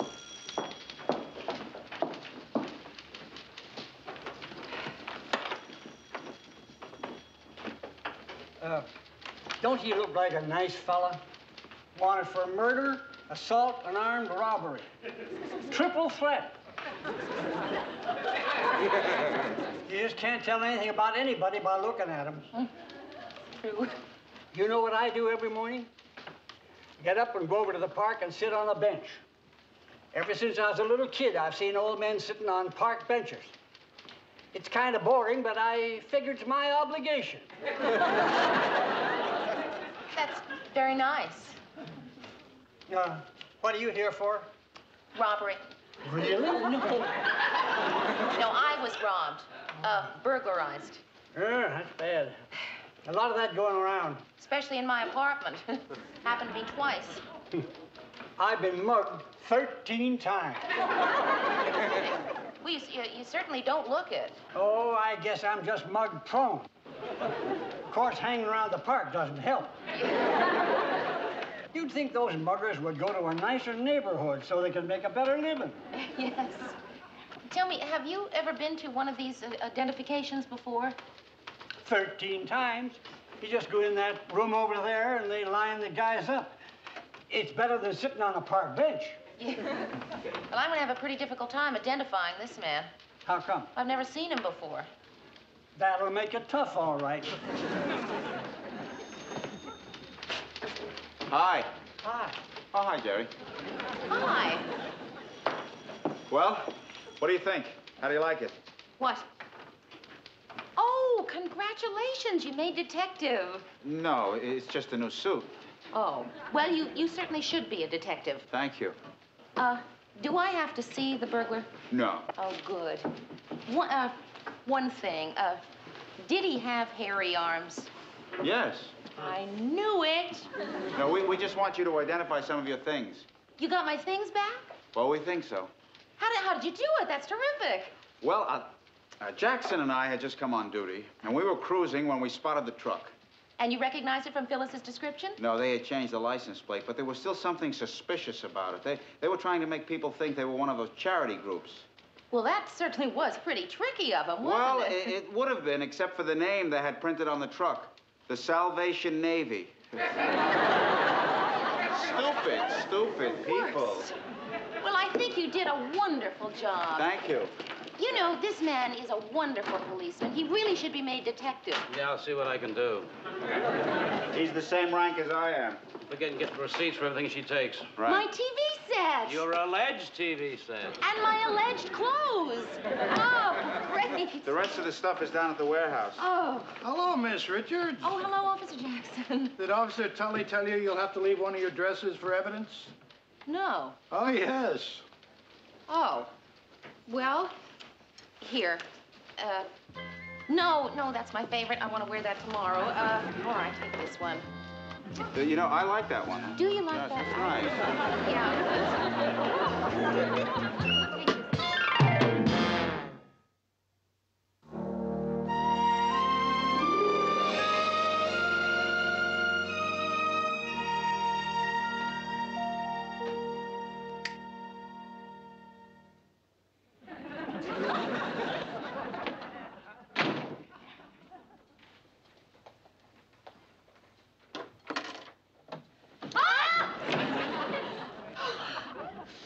Mary, I'm sorry to startle you. I just came up to get my dress. I need it for tonight. How did you get in? Oh, well, I used my nail file. Mary, your lock is really easy to pick. No wonder you get knocked over so often. Bill, couldn't you have waited until I got home? Well, I didn't know how late you'd be. Lars and I are going to the SCARD convention. Bill, what is SCARD? SCARD. S-C-A-R-D. Uh-huh. SCARD. The Society of Concerned and Responsible Dermatologists. Lars is speaking on the social implications of dandruff. Oh, that certainly sounds exciting. Would you like to come, Mary? I've got an extra ticket. No, I've got... Hi, Mary. Hi, Milt. How come Ted's getting so much mail lately? Oh, I guess it's in response to that editorial he did last week against junk mail. He told people they could send in for printed copies. You really want to help stamp out junk mail? Yeah? Don't send out copies of Ted's editorial. Yeah. Oh, no. Not another rejection. Yeah, I guess. Oh, poor Murray. He's been writing this play for 3 years. You know, you'd think those Broadway producers would be sensitive enough to do more than just stick mimeograph rejection slips in when they send it back, wouldn't you? What do you mean?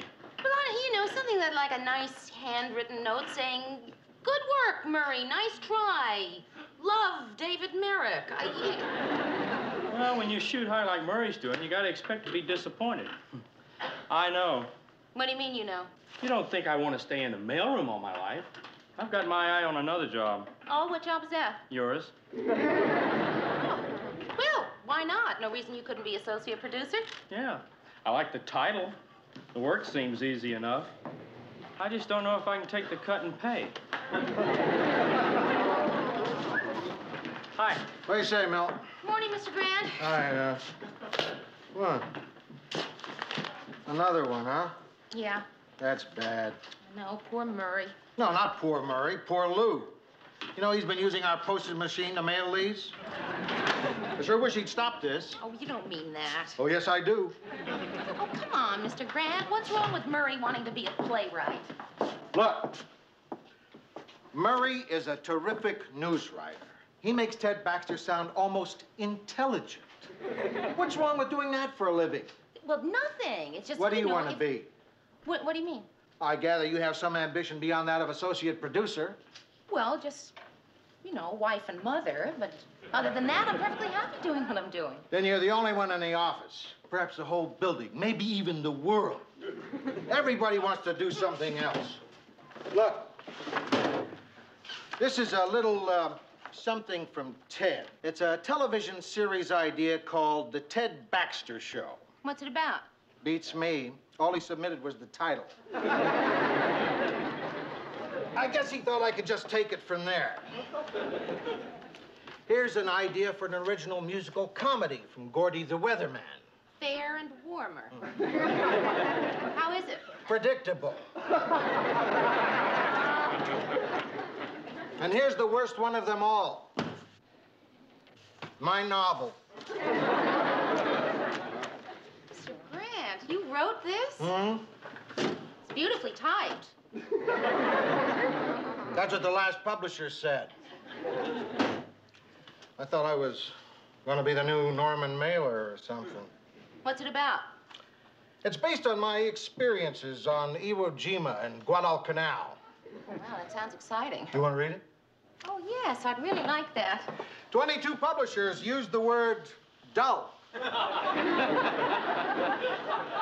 How could your experiences on Iwo Jima and Guadalcanal be called dull? Well, for one thing, I was there in 1958.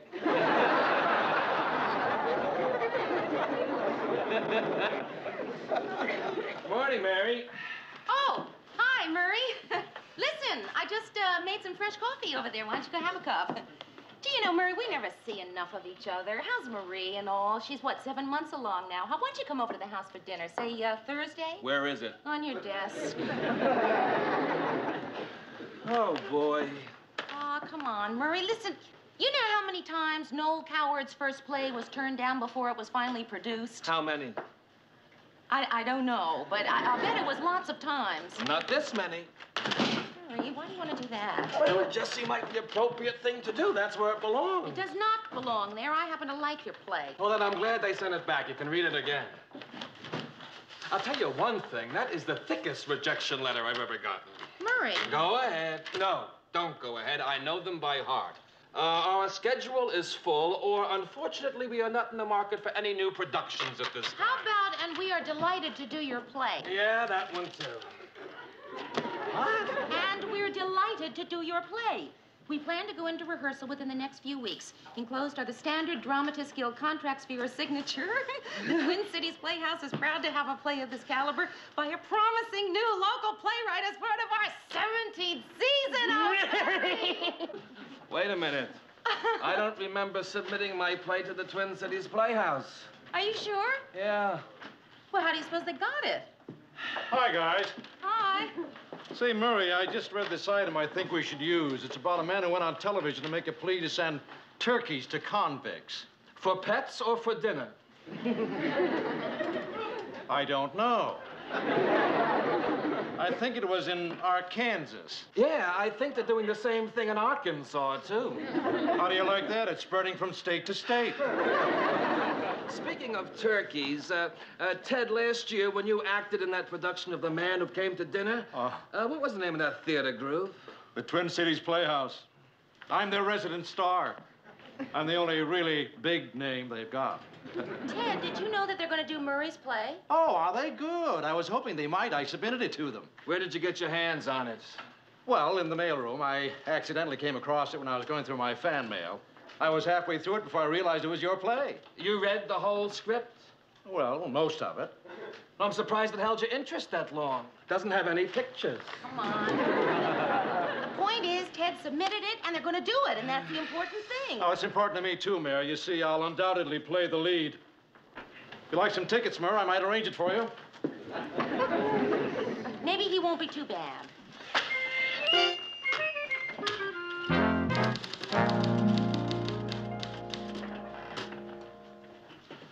The star of the play that I worked on for 3 years can't pronounce the names of states.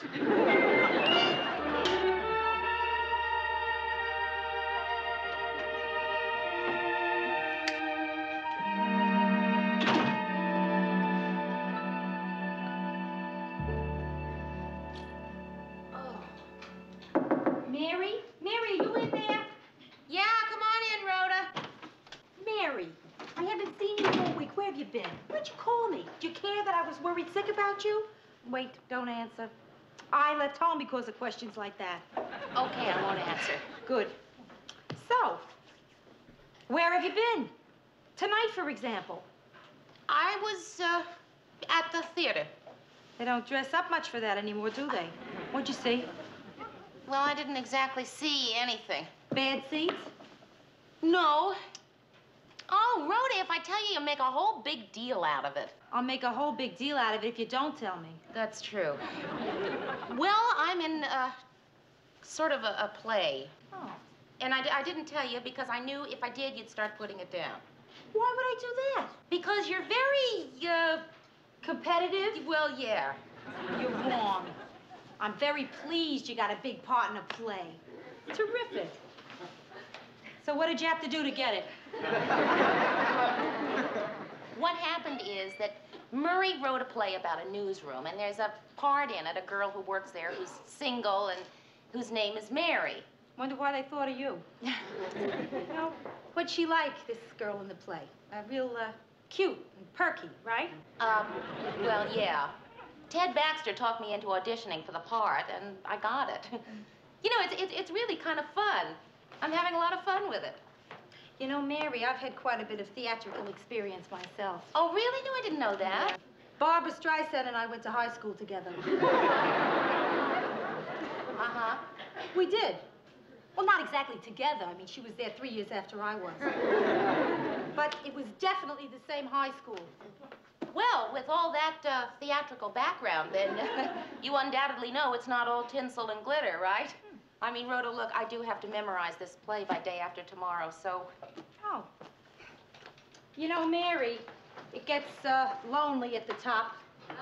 At least that's what Barb's always used to tell me. Hey, Rhoda, would you do me a favor? Please don't start treating me like I'm in show business. I mean, I'm still working in the newsroom, huh? This is just something I'm doing for fun, okay? Okay. Good night, Mary. Good night. So what are you going to change your name to?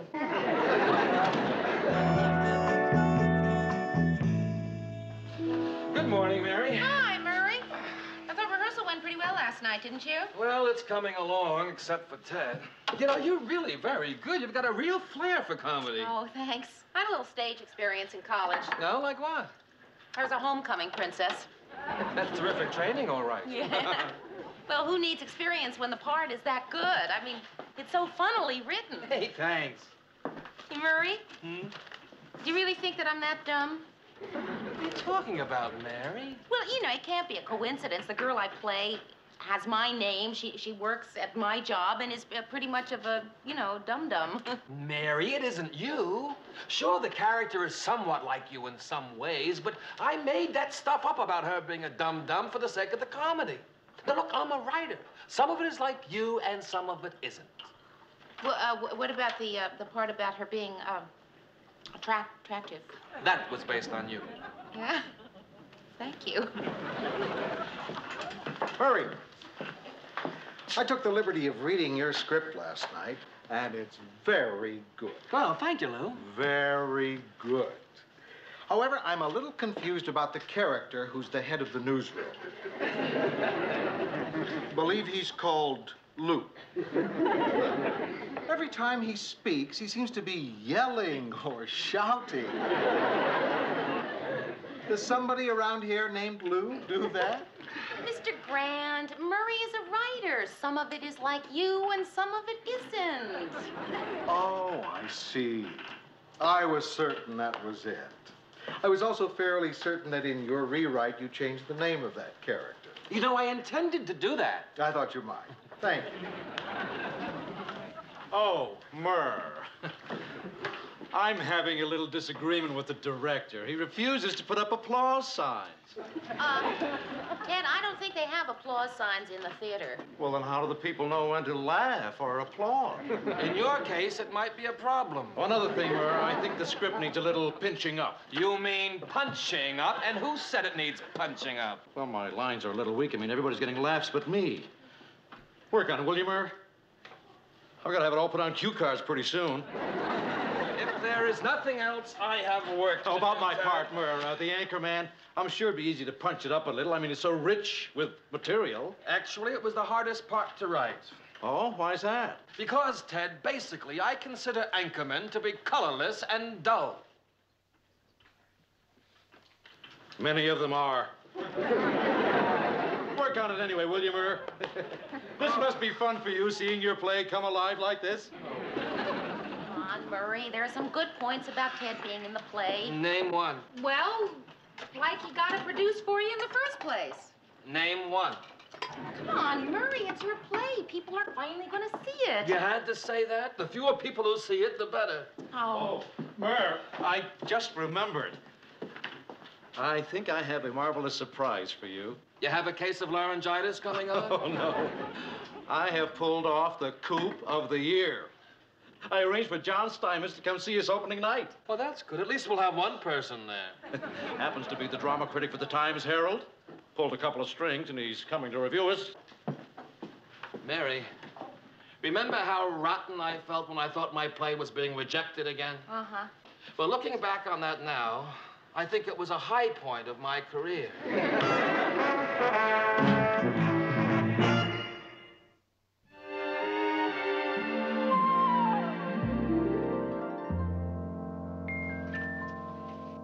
Believe me, Mary, I'm not putting you on. You were really good. And you know how competitive I am.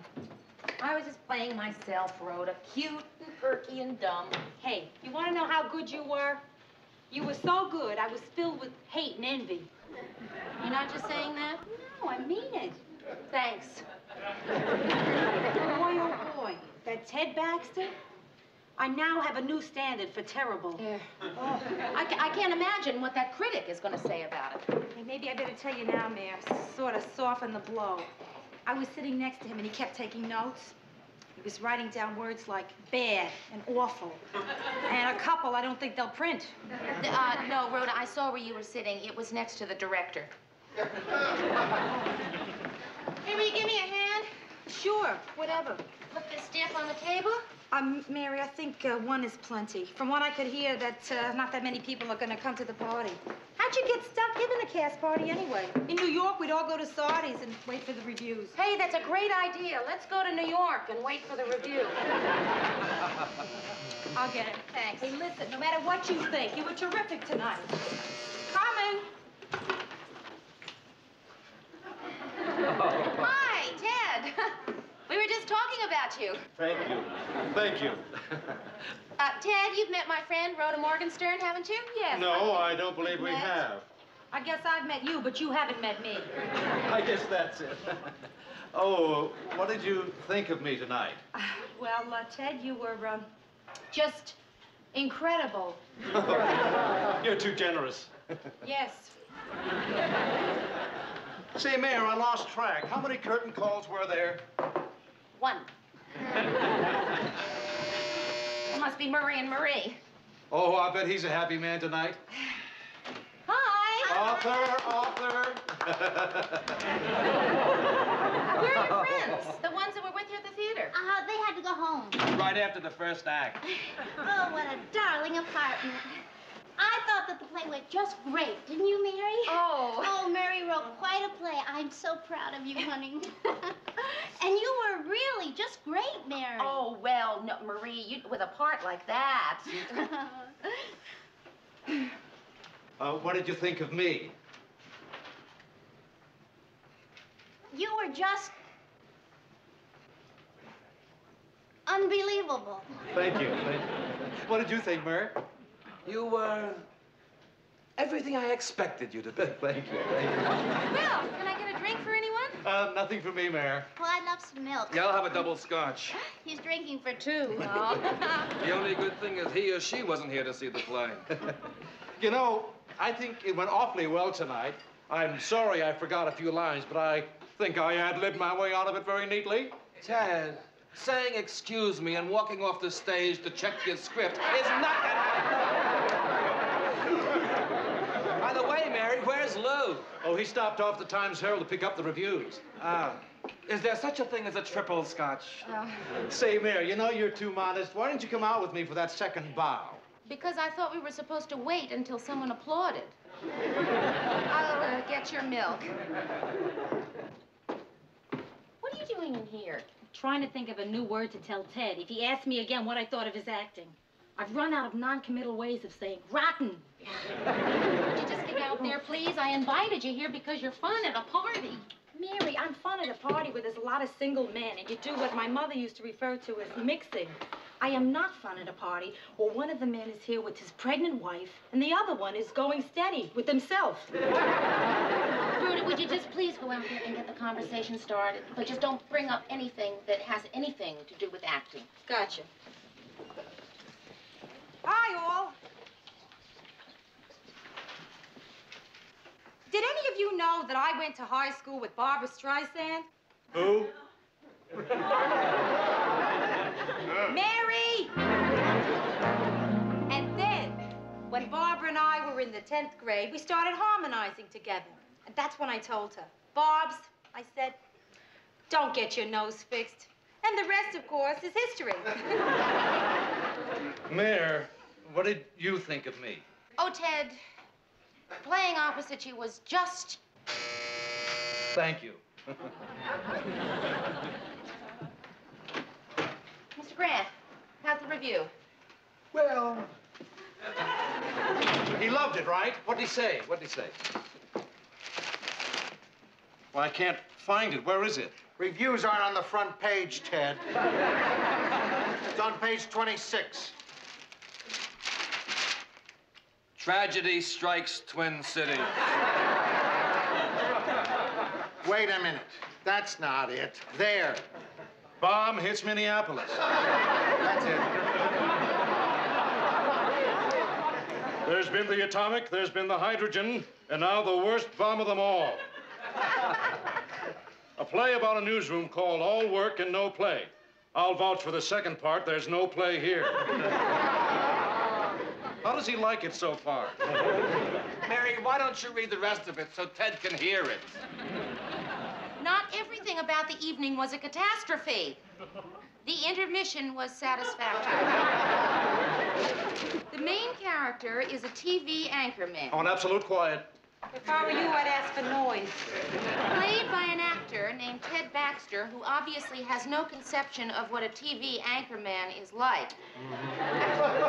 Maybe it was a mistake to make him pay for his ticket. As you all know, I have long been an opponent of nudity on the stage. However, in this case, I would make an exception. At least it would give the audience something to look at. He didn't even like my suit. As for the performance of Mary Richards, well, Oh, can't take a little criticism, eh? Well, if Murray can take it and I can take it, you can take it. Listen to this. As for the performance of Mary Richards, she was the one adequate note in a dismal evening. He liked her. So, Marie, what are you hoping for, a boy or a girl? Oh, yes.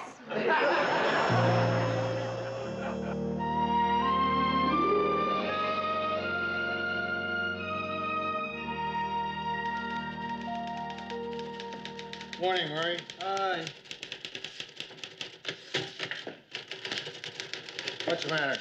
What's the matter? Nothing's the matter. Everything's great. I'm an ex-playwright, okay?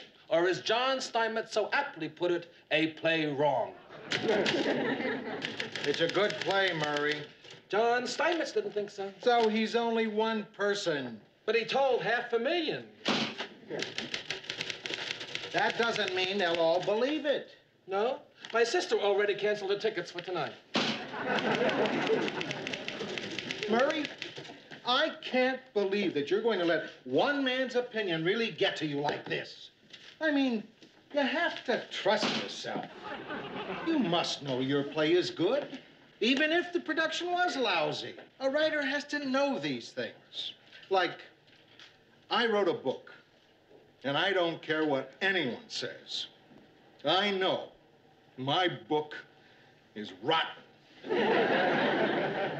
Lou, I don't want to discuss last night anymore. I'm a lucky guy. I enjoy this crummy job.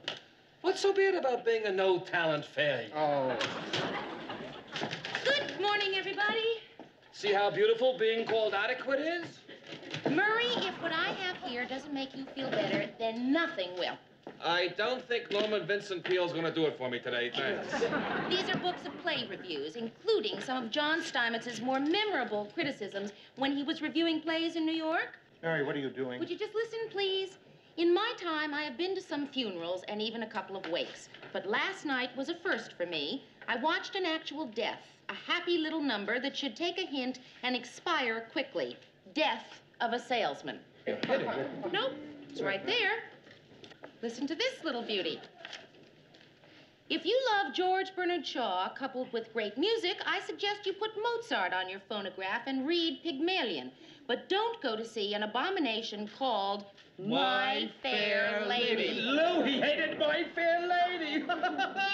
He hates everything. Wait till I read you what he said about Richard Burton's Hamlet. He didn't like Burton? He didn't like the play. Murray, John Steinmetz hasn't liked one major Broadway hit in the 10 years he's been reviewing plays.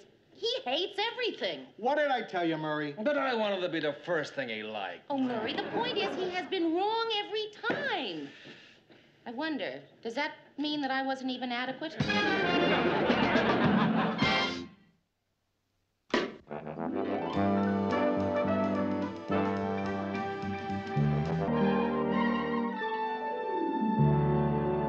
I just never saw Mr. Grant so happy. I mean, when he walked down the aisle with his daughter on his arm, he was positively glowing. Well, that's because he and I spent a few hours before the wedding working on that glow. Oh.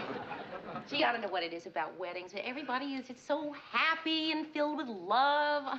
Even the weather was lovely. Oh, it had to be. I predicted rain. Hey, Lou. Hey. Congratulations. What a terrific wedding. Oh, it was. We were just talking about it. Coffee? Oh, I love it. Thank you. Yeah, it was a terrific wedding, wasn't it? Even the kids had a really good time. Too bad they had to leave so early. Oh, did they? I didn't see them leave. Yeah, I remember after the ceremony when they walked back up the aisle. Yeah? They just kept right on going, right in their car. We got outside just in time to throw rice at their skid marks. Who needs a bride and groom for a great wedding, huh? And it was a great wedding. Yeah. You know, that woman, my wife, raised 3 daughters from scratch. 3 daughters, 3 weddings. Now they're all out on their own. Their lives are ahead of them and ours. Suddenly, our house is so quiet.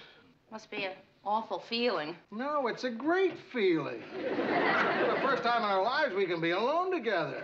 Oh, come on, Mr. Grant. You must have been alone together when you were first married. No, we moved in with her folks. We didn't move out until our first daughter was born. Then our second daughter was born, then our third daughter was born. It seems like most of our marriage we spend with a kid in wet pajamas in bed between us. I don't know how we ever had a third kid. Hey, wait to see what I got here. Guess what this is? It looks like one of those artificial logs. It's one of those artificial logs. Well, that was my next guess. Tonight I'm gonna go home early. I'm gonna put the chain on the lock. Soft music on the FM. And light my log. All right. The wife and I will have a few drinks, you know, kind of relax. And then... Well, if you guys want to talk, you know, I've got some work No. That's That's all I was planning to tell anyway. But you guys have some work to do. Oh, Mr. Grant. Huh? Listen, now that the wedding is over and you and Mrs. Grant are free, well... What is it, Mary? Well, I was just wondering if you and Mrs. Grant would like to come to my house for dinner one night this week. This week, huh? Well, yeah. You know, just a nice, quiet evening. The boss for dinner and all. This week, huh? Yeah, is this week bad for you? Well, yeah, as a matter of fact, it is. I plan to be burning a lot of logs this week. Oh, well, then, next week. Better, much better. The fire ought to be dying down by then.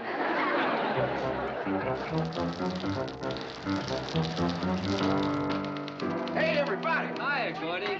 Great day, isn't it? Well, if you call a driving rainstorm with occasional hail a great day. Oh, you don't understand. When a weatherman predicts showers and gets a rainstorm like this, it's like hitting a home run with the bases loaded.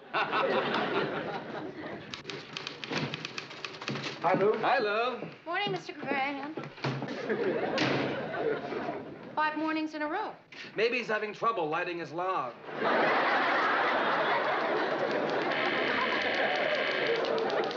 Yes, Mr. Grant? Mary, come in here. Yes, I'll be right there, sir. Good luck.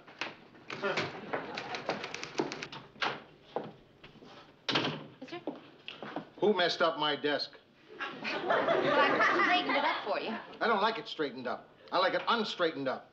But I just sorted all your papers and I put them in your desk drawer. They're right there at your fingertips. No.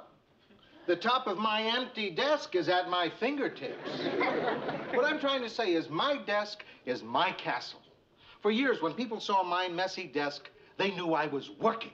Now they come in, they see a clean desk, they know you're working. I want them to know I'm working. Do I make myself clear? You'd like your mess back? Very much. I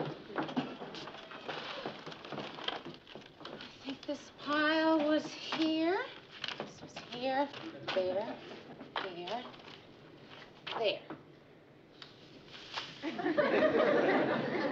Anything else? Now, that's about it for now. Oh, Mr. Grant, about a week ago, I asked if you and Mrs. Grant would like to come to my house for dinner. Yes? Well, it's been about a week, and was wondering if you'd like to come over tomorrow night. No, I don't think so. Oh. Well, you see, tomorrow night's not too good. Oh, listen, no, I understand. You and Mrs. Grant have made plans to go out, or maybe you're just staying home. In any case, you've made some sort of plans to maybe do nothing at all, right? Yeah, it's in there somewhere. Well, some other time then. Uh-huh. Rhoda called. She wants you to pick her up after work. Sure, everybody always wants you to pick them up after work. Huh? Oh, I'm sorry, Murray. I'm a little upset, that's all. Yeah, coming out of that door seems to do that to people. Murray, when you and your wife came to my house for dinner, you had a good time, didn't you? We had a great time. You're a terrific cook. No, I'm a terrific cook. Now, look, Mary, the reason Marie and I haven't invited you for dinner is Murray, because... no, I wasn't. No, Mary, we want to. Murray, no. Mary! I don't want to come to your house for dinner. Oh. What I'm trying to say... Murr, if you're having trouble getting people come to your house for dinner, I'd love to. When is it? Murray, look, I don't know how the subject got around to your house for dinner, but what I was talking about was the Grants refusing to come to my house for dinner. Oh, then it's at your place. Oh, Ted, there is no dinner. It's been canceled. Oh, that's too bad. I was looking forward to it. Maybe Mr. Grant just doesn't believe in socializing with the people he works with. Well, I don't think that's it. I mean, when Marie and I had the Grants for dinner, we had... You had them, for dinner? Well, only 3 or 4 times. Three or... But you're right, Mary. They didn't enjoy it. Well, they certainly enjoyed it at my place. You had them, too? Oh, yes. And I really put out a great gourmet spread, and boy, did they eat it up. You know there wasn't one piece of chicken left in that bucket? Well, seems that everybody here has had the Grants to dinner, except me. Now, look, Mary. Lou is the kind of guy that goes to a lot of banquets and dinners. He was probably busy for the night you asked him for. You think so? Sure. Why don't you pick another night when he's free? I will.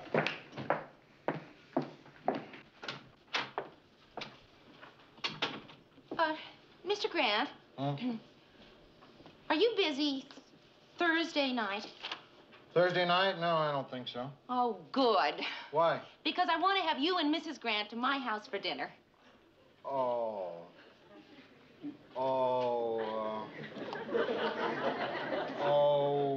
I just remembered, Mary, I'm sorry, but we are kind of busy on Thursday night. Well, that's okay, because I just remembered that I'm kind of busy on Thursday night, too.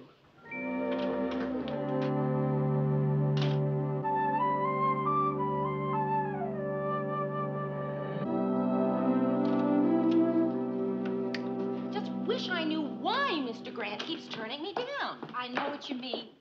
It's been years, and I still don't know why they turned me down for that stewardess job. Oh, come on, Rhoda. Lots of girls don't make it as stewardesses. For a bus company? Maybe your boss just doesn't like you. Oh, thanks. I really needed that. Could be his wife, ma'am. Maybe she can't stand you. I've got to find out. I'm going to call her. Good. Oh, Mary. Hey, if they accept, tell them to bring their own pizza. Hello, Mrs. Grant. It's, Mary Richards. Oh, I'm fine, thank you. Mrs. Grant, I'm just calling to find out if you and Mr. Grant would like to come over and have dinner with me one night this week. Or next week, whenever you say. You're kidding. Well, Mrs. Grant, I'm awfully sorry that I bothered you. Goodbye. Oh, Mary, kid, listen, when I said she hated you, I had no way She doesn't hate me, Rhoda. It's worse. She and Mr. Grant have separated.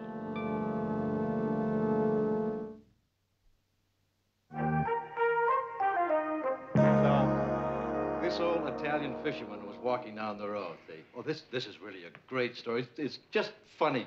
And this car goes by, and this little boy sticks his head out the window and says, "Hey, old fisherman!" and the old fisherman says, "Hey, that's no way to talk to a fisherman, huh?" And then the boy says, no, wait. The father of the boy says, "Oh, heck, what did he say?" Hey. No, don't tell me. Oh, this is gonna be one of those big jokes. I can tell. Hi, Mary. No, wait a minute. I know the punchline. I just have to get all that stuff up front. Is Mr. Grant in? Not yet. I guess I'll just ask Chuckles the clown. Gee, he got such a big laugh this morning when he told it on his show. Chuckles gets laughs no matter what joke he tells. When he gets to the punchline, his nose lights up and his pants fall down. Mary, what's wrong? Oh, nothing. I'm just a little depressed, that's all. It's nothing. Hi, Lou. Morning, Murray. Mary, would you please get Mrs. Grant on the phone for me? Oh, yes, sir. I'd be delighted to get Mrs. Grant on the phone for you. I'll have to remember that the next time I get depressed. Just get Mrs. Grant on the phone. Hello, Mrs. Grant. Good morning. Hi, Mr. Grant's calling. One moment, please. Mr. Grant, good morning. Hi, Mrs. Grant on two. You gonna keep it to yourself or tell your fellow worker? Well, I just feel great. And I feel great just seeing you feel great. What's so great? Well, Mr. Grant is calling Mrs. Grant, and his light just went out. Come in. Grant, can I get your signature on these? What are you so happy about? Well, Mr. Grant, look, I know that I'm not supposed to know, but, well, now that you and Mrs. Grant are back together again, I know, and I am very, very happy. And you're also very, very wrong. Wrong? Very, very. Well, I just assumed that when you called Mrs. Grant... Mary, the reason I called Mrs. Grant was because I had all these dirty shirts. I asked her if she'd still do them for me. She said she'd just as soon not. Mr. Grant, I'm very sorry that you're separated. I'm not. I'm not. I look at a separation like I look at two boxers who are going to their corners between rounds. That doesn't mean the fight is over, Mary. It just means they're resting. No, last week when you went home to your wife with your log, you just seemed so... Look, this is none of my business. No, no, no. Please sit. I'm glad you brought this up. You see, Mary, you're about the only person whose opinion I value around here. Well, thank you, Mr. Grant. I do try to... Because I know you won't do anything stupid like try to give me advice or comment in any way whatsoever. Oh. When I went home early last week, I was really looking forward to being alone with my wife. When I got there, I was alone, all right. No wife. Where was she? Enrolling at the University of Minnesota. My wife's a co-ed. Well, Mr. Grant, she was probably looking for a way to fill her days. Mary, what I think you just said is a comment. Right. Sorry. It's just that it's very hard not to comment when you care. Do you know what it's like to come home and find a 43-year-old woman doing homework? She doesn't study all the time. No, the rest of the time she sleeps. You get very tired when you're doing homework, you know. Finally, it got so bad, I had to lay down the law. I said, Edie, if you don't quit school right now, I am walking. And just to give it a little more emphasis, I started walking toward the door. I figured she'd call my name and that'd be it. But I didn't hear my name. So I started walking slower and slower. The next thing I knew, I was in St. Paul. Where are you staying? A hotel. How's Mrs. Grant doing? Oh, B's and C's. And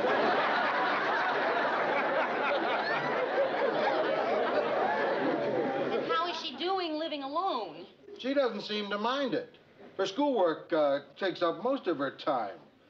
I'd heard about this change of life thing, but I never thought it would be mine. Well, Mr. Grant, I know you've heard this too, but, well, if there's anything I can do... Well, thanks, Mary. Listen, don't worry. She'll be calling me pretty soon. I'll win.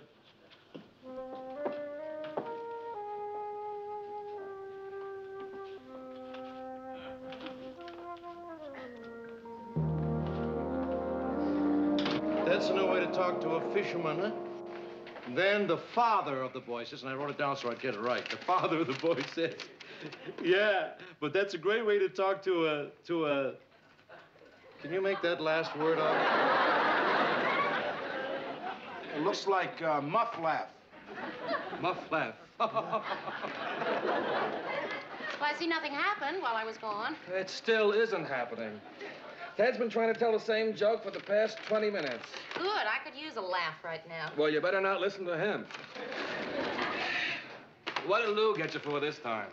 Oh, Murray, I wish I could tell you, but it's kind of a personal matter, and I can't tell you. About Lou and his wife breaking up? When did you find out? Lou called me the night it happened. Talking about the Grants, huh? Too bad. See, can you make this word out, Murray? Ted, you knew, too? Well, sure. We all know. I guess you're the last to find out. But don't feel bad, Mary. I mean, it's something guys tell guys. It's not the kind of thing a woman can help you with. Mary. Yes, Mr. Grant.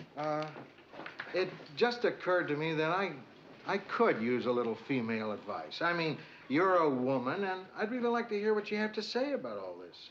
Well, I'd be glad to, Mr. Grant. Yes, glad to. Well, what about tonight? We go downstairs and have a cocktail. Oh, that would be great. Fun. Yes, I'd like that very much. Hey, if any of you other guys want to join us for a few blasts tonight, you're all welcome.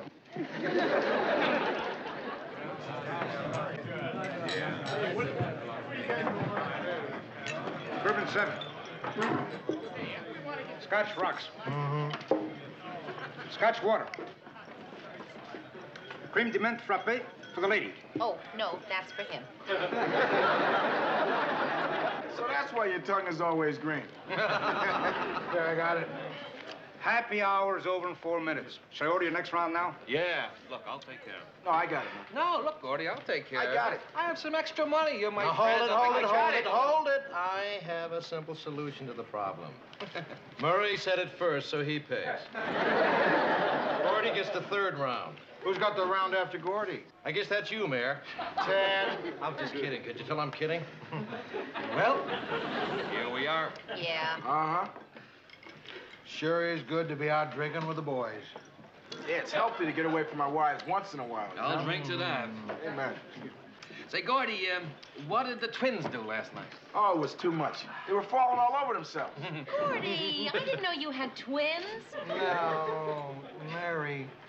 He's talking about the Minnesota Twins. You know, baseball, round white ball? Yes, I know, Mr. Grant. I just thought that No, don't apologize. You're just being a typical woman. You give a woman a big, thick newspaper, she always picks out the sports page to put under the dog food dish. My old lady does the same kind of thing. As soon as she hears a kickoff on television, that's when she turns on a vacuum cleaner. That's another one. My old lady used to do the same thing. That's why I moved out. What are you talking about? You've never been married. Well, it's just as hard living with a mother as it is with a wife.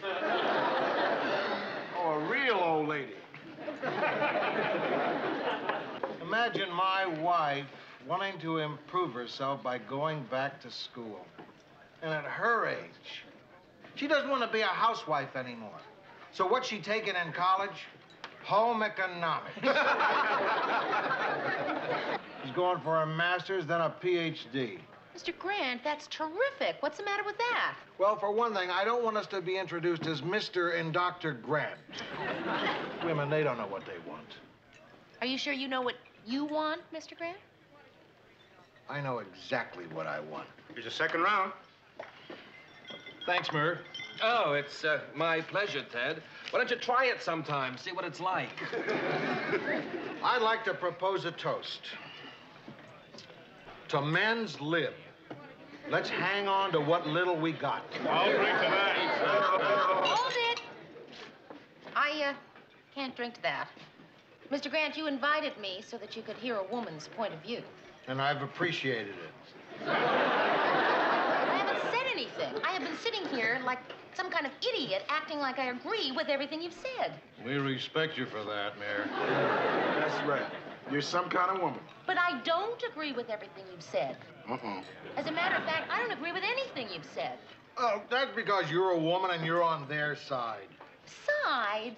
Oh, Mr. Grant, that is just dumb. And that was an unfortunate choice of words.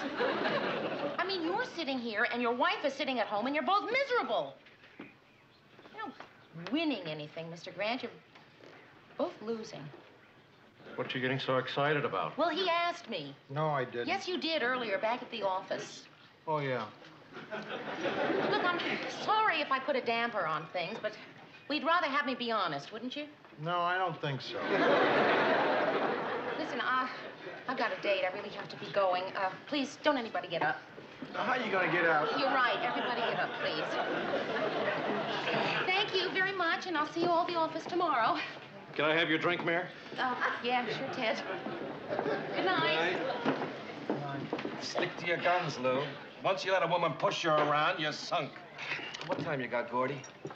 7:45. Ooh, I gotta get going. I told Maria I had a news conference until 7:30. Now I have to think of some new kind of excuse. Wait a minute. I'll walk out with you. I want to say goodnight, my kid. See you tomorrow. Take it easy, fellas. See you in the morning.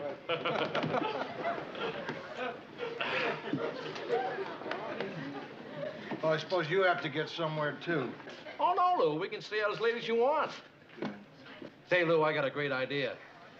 There's this new club we could go to across town. I understand it's pretty risky show. No, I don't think so, Ted. Hey, Ted, you got a dime?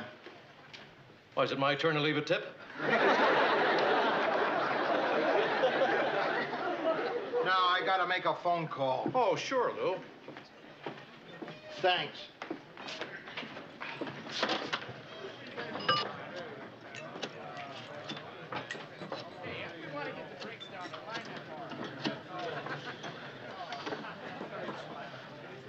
Edie.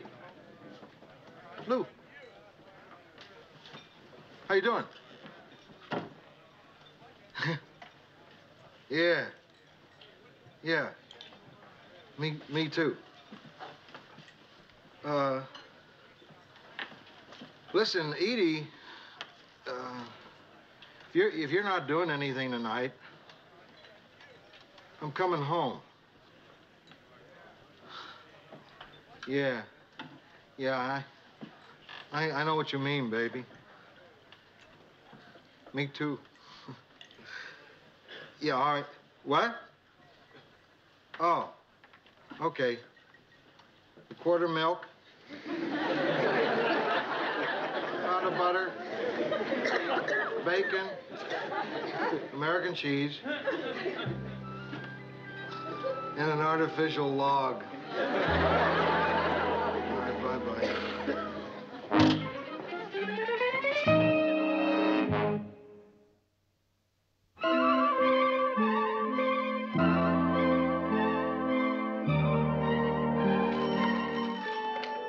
Newsroom. Oh, hello, Mrs. Grant. Yes, he is. Just a moment, please. Mr. Grant? Mrs. Grant on 2. Oh, I know why she's calling. Remember inviting Mrs. Grant and me for dinner? Of course I do. When would you like to come? Tuesday, Wednesday, you name it. We can't make it. Oh, But she would like you to come to our place for dinner tonight. tonight? Oh, well, thank you.